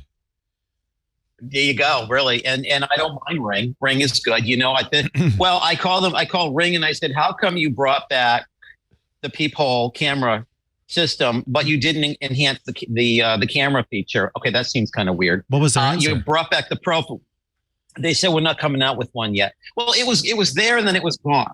And then apparently it became popular somehow because people wanted the peephole with the Ring and everything. But it's only 1080p, I believe it is. It's not as advanced as the Pro for 179. And I'm like, if you're bringing something back, wouldn't it make sense to enhance the camera? Even if you increase the price, it's only $129. So if I'm paying $179, I most certainly can afford $129. Can I ask you though? Are you wanting to make a feature film with these people? No, I just want really good quality. I'm tired of 1080p. It's not needed anymore. But for I think what? we need to be above that. But for good quality, for the videos and everything, and people. And I'm paying for cameras. I'm paying $129. I want a decent camera. I don't think 1080p is good. Okay, it's not new. It's not good. It's good quality for what it is. I guess it's okay, but. I mean, we're so far along now. You think they have a better quality camera? I agree. I think that it would be greater. It would be great if it was better. But you also have to keep in mind that when it comes to these battery powered cameras, they're doing everything they can already to try and keep it running for as long as it possibly can. So you're not having to constantly swap out batteries. Yeah. But you think about someone who, maybe hasn't had as much coffee as you, and so it's a lot of work to have to knock you out, man. Swapping I know out the exactly where batteries. that office is. Leo let me in. I know, but Leo's he's gonna be by himself next weekend. I get the complaint. I understand the complaint, but I do wonder if it is going to be a matter of having to settle in that way. Because look, let me be clear. If you went to court. And because you had 1080p video and not, 4K video, and so they weren't able to see the tiny slim crowbar that the person had as they were trying to get through your door, then suddenly I think you have a really good argument for why it needs to be higher quality. But if they're able to see what they need to see on that 1080p video and that does enough. I don't settle. I've never been one for settling. And I know Leo also knows about this and you probably do as well, but I'm not one for settling when it comes to technology. I think that we could definitely doing a lot better. And I always send feedback on any company and product which I use. I mean, there's been somebody a lot of sponsors in the chat room said it's like driving up to the McDonald's drive-thru and saying, hey, why don't you have guys have steak? It's like they got what they got. and they're not going to do one with the battery for whatever reasons they've decided. So is there another one besides Ring? I mean, sorry to cut you off. No, that's a good question. I'm sure there's lots. Doesn't Anchor have a doorbell that's battery? Anchor, yeah, but I there's no way they're doing more than 1080p. I was going to say Eufy. Eufy's only doing 1080p. 1080p is all you want. Otherwise, it's going to use up all the bandwidth on your router. And I just don't think that you can do 4K recordings without taking up a lot of battery. So you're going to be constantly swapping out that battery. I'll tell you what, we're going to just keep listening, Chris. I'm going to let you go. Apparently he let himself go. And if anybody has a suggestion, let us know. I think the reason they don't do that is to, what's next? 4K, right? Yeah. That's going to use so much bandwidth. Remember, and I think I didn't really think about this when I put cameras throughout my house. Each camera, even at 1080p, uses like a megabit a second. So it really adds up very quickly if you start putting high quality video, streaming video on your system. I don't think it's probably a very good idea. 1080 should be enough for anyone. I agree. Yes. We got to take a little time out. Let's take a time out. We'll take a breath. I just need to fan myself for a moment. The Miami heat and humidity. 121 degrees. All right, back we are with Ask the Tech Guys. I'm Leo Laporte. He's Micah Sargent. Hello. Shall we do, let's do a phone call. I think it's Vicky on the line. Vicky, is that you? *6. To unmute. How did it get over there? The little lady. Burke, whenever he was using the jib to try to. He was setting up a close shot of it. I get it. Yeah. Hello, can you hear me? We hear you. It's not Vicky though, or is it? Yay. Vicky in Memphis. It is Hi, Vicky. I just have Vicky. a very deep voice. You do. You have a great voice. What can we do for you, Vicky? Thank you. All right. I'm a Braille teacher in the Discord. So, hello. Oh, we know you so well, Vicky. It's so good to talk to you. Yes. Thank you. I'm glad to be here. And thanks for the good work that you call. do, teaching people Braille. That's really cool. Thank you. Yeah. Yes. Well, I recently retired, and as a birthday present and a retirement present for myself, I bought me a MacBook Air, the new. Nice. And Did you get the 15 or the 13? Yeah. 15. I was waiting for it. I'm old. I need the big screen. Me too. Yeah. So, yeah. Anyway, so here's my question for you. What do I do with my battery? I'm not on the computer like I used to be. I used to, I would unplug the laptop and drag it around with me and plug it back in at night. Yeah. But now it's like a desktop replacement. I don't unplug it anymore. I say, other question is, here's what I'll say. And by the way, this comes up a lot. Mm-hmm. People want to fiddle. Yep. So Steve Gibson was talking about how, I always turn off Windows swap drives, and you would never want to put a swap drive on an SSD. And my answer to all of that is just let Windows be Windows. Don't mess with it. Mm-hmm. Same thing with your battery on your laptop. There's Apple put all sorts of circuitry in there to protect that battery if you keep it plugged in all the time. It shouldn't harm it, right? Yeah. In fact, I used to have a MacBook Pro that almost was never unplugged. I used it as if it was a desktop computer for almost all of its life, and I never had an issue with it. This is the thing, Vicky, this is such a great question because I hear this anecdotally so much that idea that we need to be fiddly with batteries is still put out into the world. We have people who work at cell phone companies, at cellular carriers, who are teaching people that they need to be fiddly with their batteries or else the battery is going to be harmed and it's not going to last as long. And it's just plain not true these days with these very well-known manufacturers that are making these devices, in this case, Apple. You don't have to worry about it. You don't even think about the battery, honestly. It's going to be just fine. The only thing that I would say, the only bit of advice that I would give is don't take the laptop and say like stick it into a drawer and have it, connected, as if you're trying to kind of tuck it away, because heat is the one thing that can harm the battery. So if you have it in a place where it can't do any breathing at all, that is a possibility for harming the battery. But as long as it's sitting on a table, or you've got it, even if you've got it up or even on its side or wherever else, it's fine. If it's not in an enclosed space, that's the best thing that you can do for it. Other than that, don't be fiddly. You don't have to be. The truth is your battery is going to outlast the computer. That's the real bottom line on it. It's very rare that the battery doesn't last as long as the computer does. So Apple. That's great news. Thank you. Yeah, it's good to talk to you, Vicky. Thank you. I really appreciate it. Wait a minute. I have one more slightly related question, please. Okay. Along the same lines, how about turning off my computer? A thing that I have not done literally for decades is turn it off. I'm in it all the time. Right. Why do I need to turn it off? Now, I'm not in it for a week or 10 days. You don't. Yep. I don't hide it away. I'm not going to hide it away anywhere. Just shut the lid, go on about your life, open the lid, and there it is again. That's all you ever have to do. I never turn mine off either. Same. This, it could be in my bag for 3 or 4 days. Then I pull it out again. I'd never turn it off unless I need to do a restart for a software update, or if something, is definitely giving me a problem. Periodically, all computers do need to be rebooted. Even your smartphone, you'll know when it's time. I mean, if you want to, every few weeks you could reboot it, but I don't think it needs to be rebooted particularly, and it certainly doesn't need to be turned off. Yep, keep it running. Perfect. Thank you so much. I feel so much better about my habits and how I have Normal been dealing. People don't have to worry about this stuff. If you're Steve Gibson and you really want to be neurotic, there is a great website called Battery University at batteryuniversity.com, where you can get crazy neurotic about, batteries and what they need and stuff, and how to make lithium ion battery last as long as possible. But before you start reading this, because it will make you crazy, before you start reading this, my strong suggestion is, this is the 99th percentile. This is like this is the one little thing. But you don't need to do it.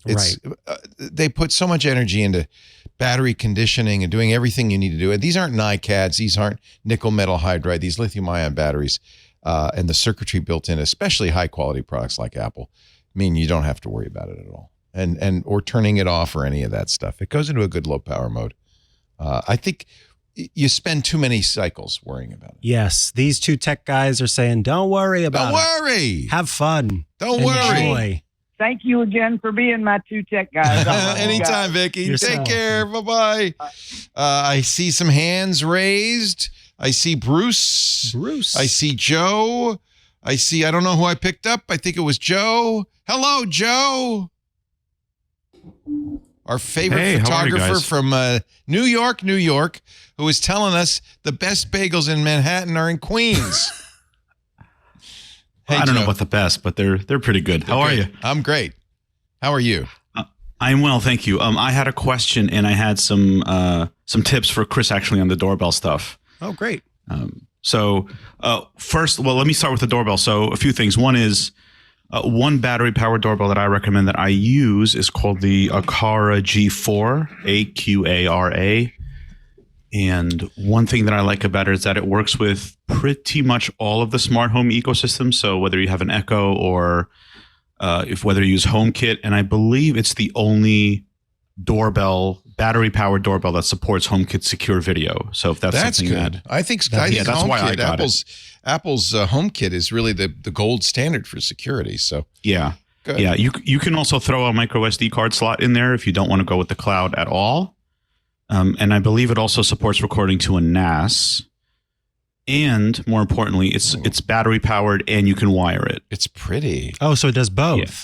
It does both. That's nice. It runs off. It's big because it runs off of 6 AA batteries. So I just got some rechargeable batteries that I throw in there. And that little box that you see next to it in that photo is the Chime kit. And that's how they got around the power requirements for HomeKit, because that's connected via USB-C to a power adapter at all times. And that's what actually does the processing and passes it over to your HomeKit hub. Clever girl. And in my router, I actually disconnected its ability to connect to the internet because HomeKit just takes care of everything. Right. Yep. So that's a nice way of doing it. Again, I know that he's in a different ecosystem and he was looking for a resolution higher than 1080p. I don't know what the resolution is of this. Looks like it's 1080. Admittedly. Okay. Yeah, Everything's going to be 1080. Yeah, I think that's a requirement that we're going to have to live with not having. Cool. So I had that was the tip. Oh, and one more thing. Tip. And someone mentioned this. Yeah, thanks. Really quick, in Discord, someone mentioned that you can actually get power adapters for a wired doorbell to just plug it into power. If you're willing to run the cable either through a door jamb or something, you can just plug that in.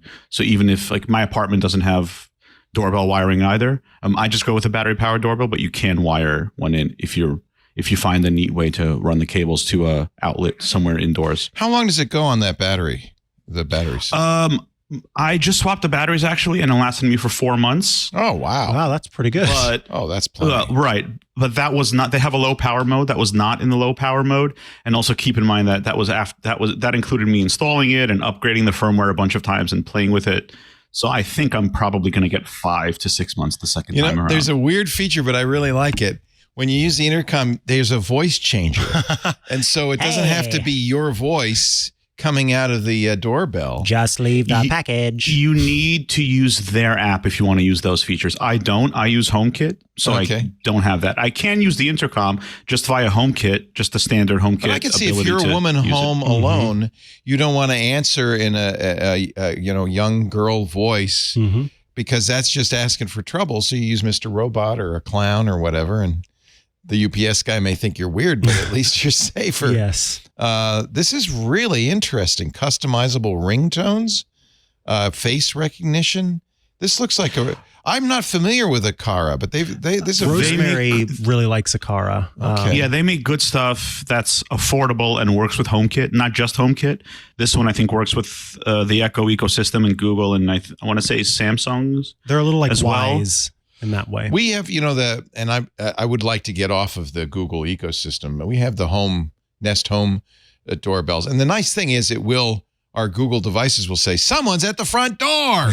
Yeah, really loud, I do like that, which is better than this rings. This rings my HomePods, and what's nice too is it'll actually with HomeKit because it's HomeKit. If you have an Apple TV while you're watching TV, it'll pull up the video of who's at the front door on the Apple TV. I'm now very interested in Aqara. Aqara.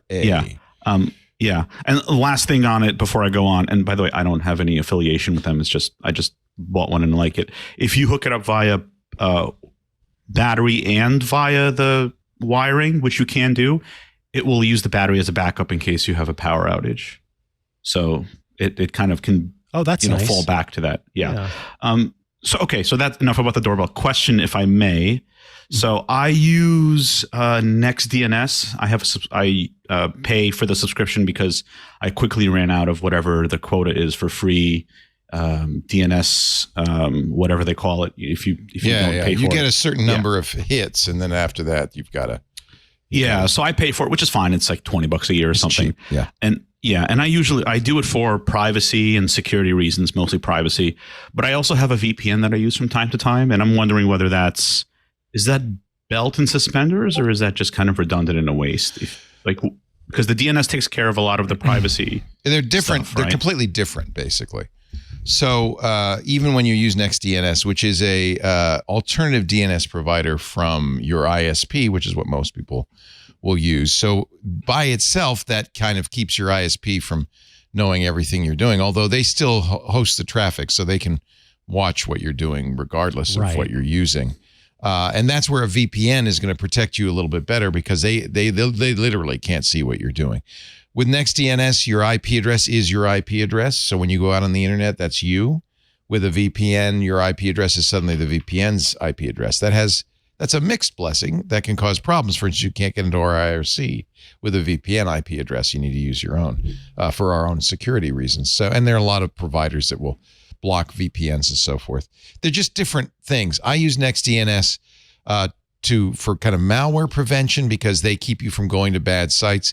For ad blocking, they can use the DNS lookup to prevent ad servers from getting access to your network and things like that. It's like a pie hole.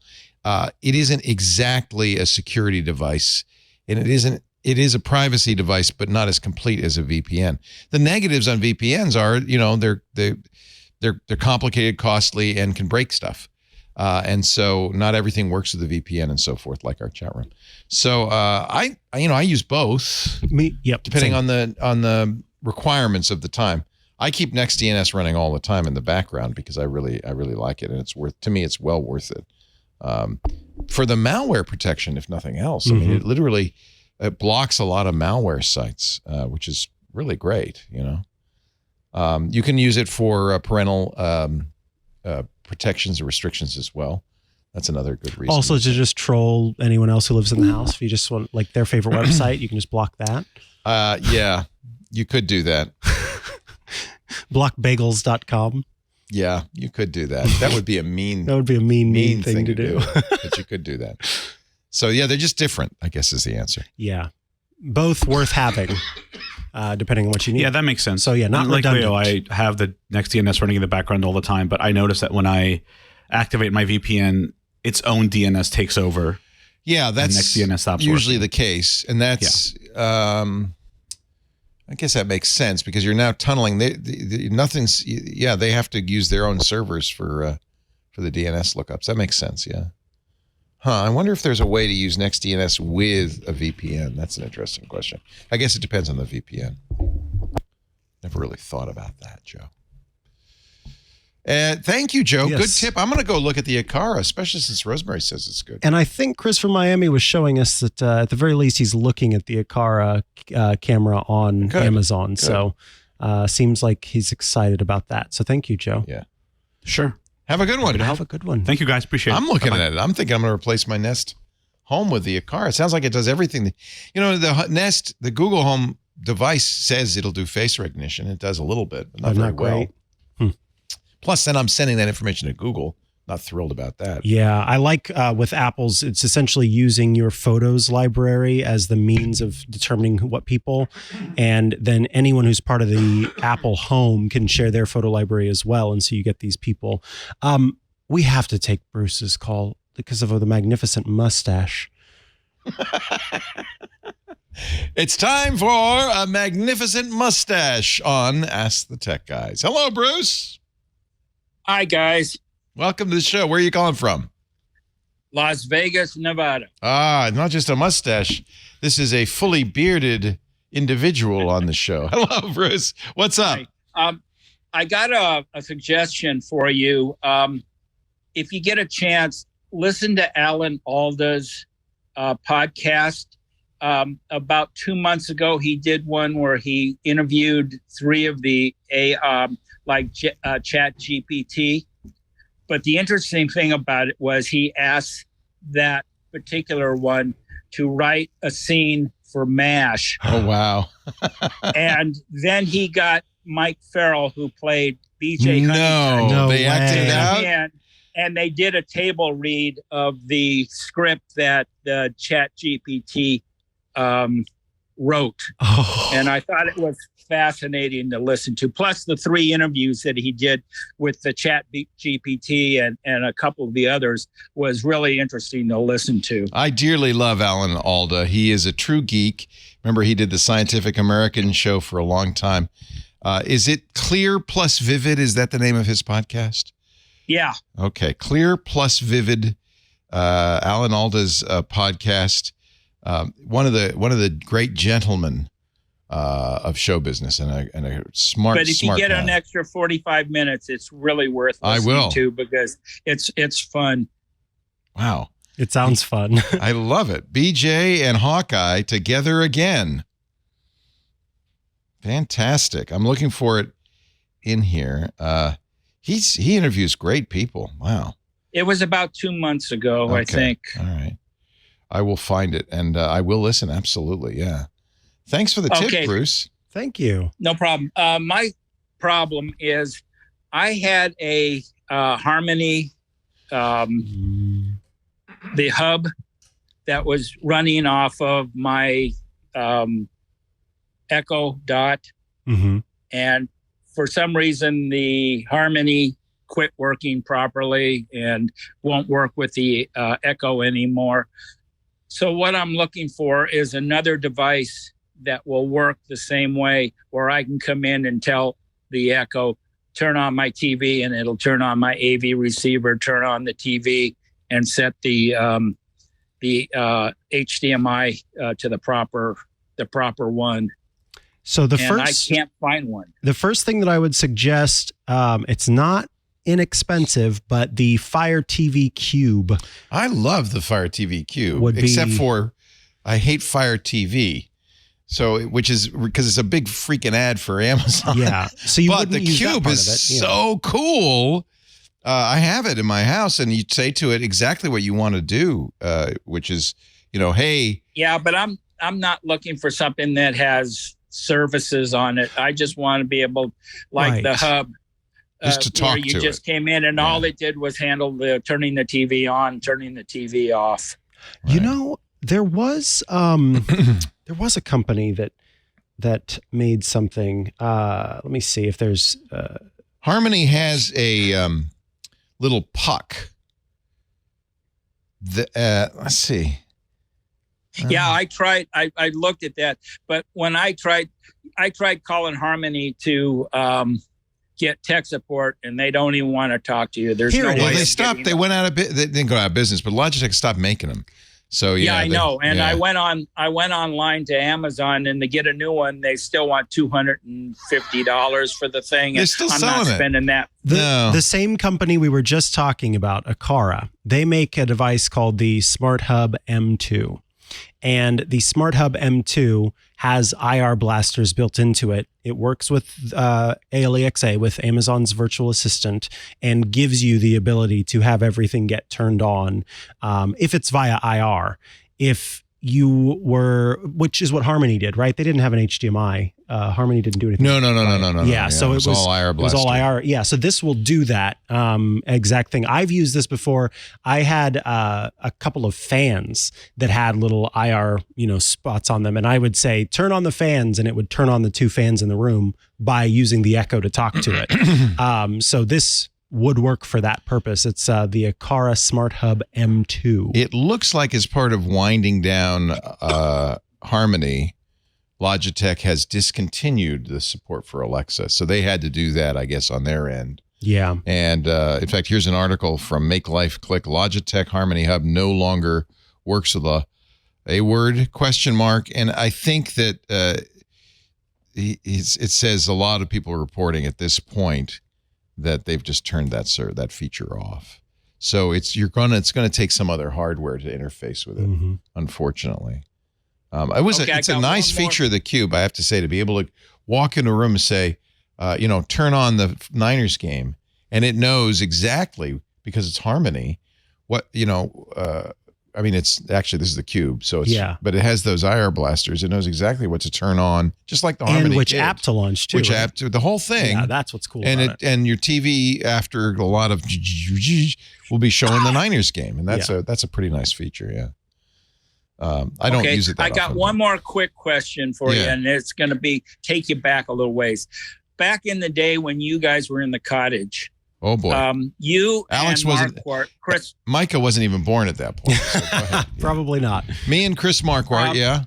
Yeah, you guys did a thing where you took a disposable camera. Yeah. And you gave it to somebody, and they were supposed to go to their hometown, take a couple pictures, then pass it off to somebody else.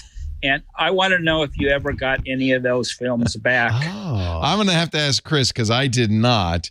This was part of a larger project. That's cool. That was really it was almost like, when you do geocaching. Yeah. We have a little geocache up front. If you find it, you're supposed to write in the logbook you found it. You can take something if you leave something. And so it's kind of a pass it on thing. This is the opposite, which is you would bring the camera into places and hand it on. And I don't, I'm going to have to ask Chris, because I didn't get anything back. No. I want to do this with like a group of friends. Yeah. I just thought it was a fascinating What a good idea. Yeah. Especially at that time, you were taking people that were from out of the country, right, to watch the show live. We had people from all over the said world. You were going to hand it to a couple people. I think I did. Yeah. With a little kit that had an envelope that was prepaid, and the last person was supposed to put it in the envelope and then mail it back to you. I just wanted to know if you ever got any of them back. I and don't if think so, I what ever kind of did. results? I don't think I ever did. And maybe it was Chris's address on there. I will ask Chris because he'll let's remember. ask him. Chris will be on in a couple of weeks. Will remind me, and we'll. That's a great question. I forgot all about that. I think it must have been Chris's idea. I know I never got any disposable cameras back. That's such a cool idea. And one more thing, would you please tell your car guy, thank you very much for the background he gave me on the EV vehicles. And I took his suggestion and bought an EV6 and just absolutely loved the car. I'm so happy to hear it. That's fantastic. He was so much help on the Mastodon. He got back to me, which most people don't, and gave me his suggestions. And I'll tell you what, it was a big help in my car shopping. And I ended up taking his advice and bought the EV6. And I've had it a month now, and I'm just absolutely thrilled with the vehicle. It's a Kia.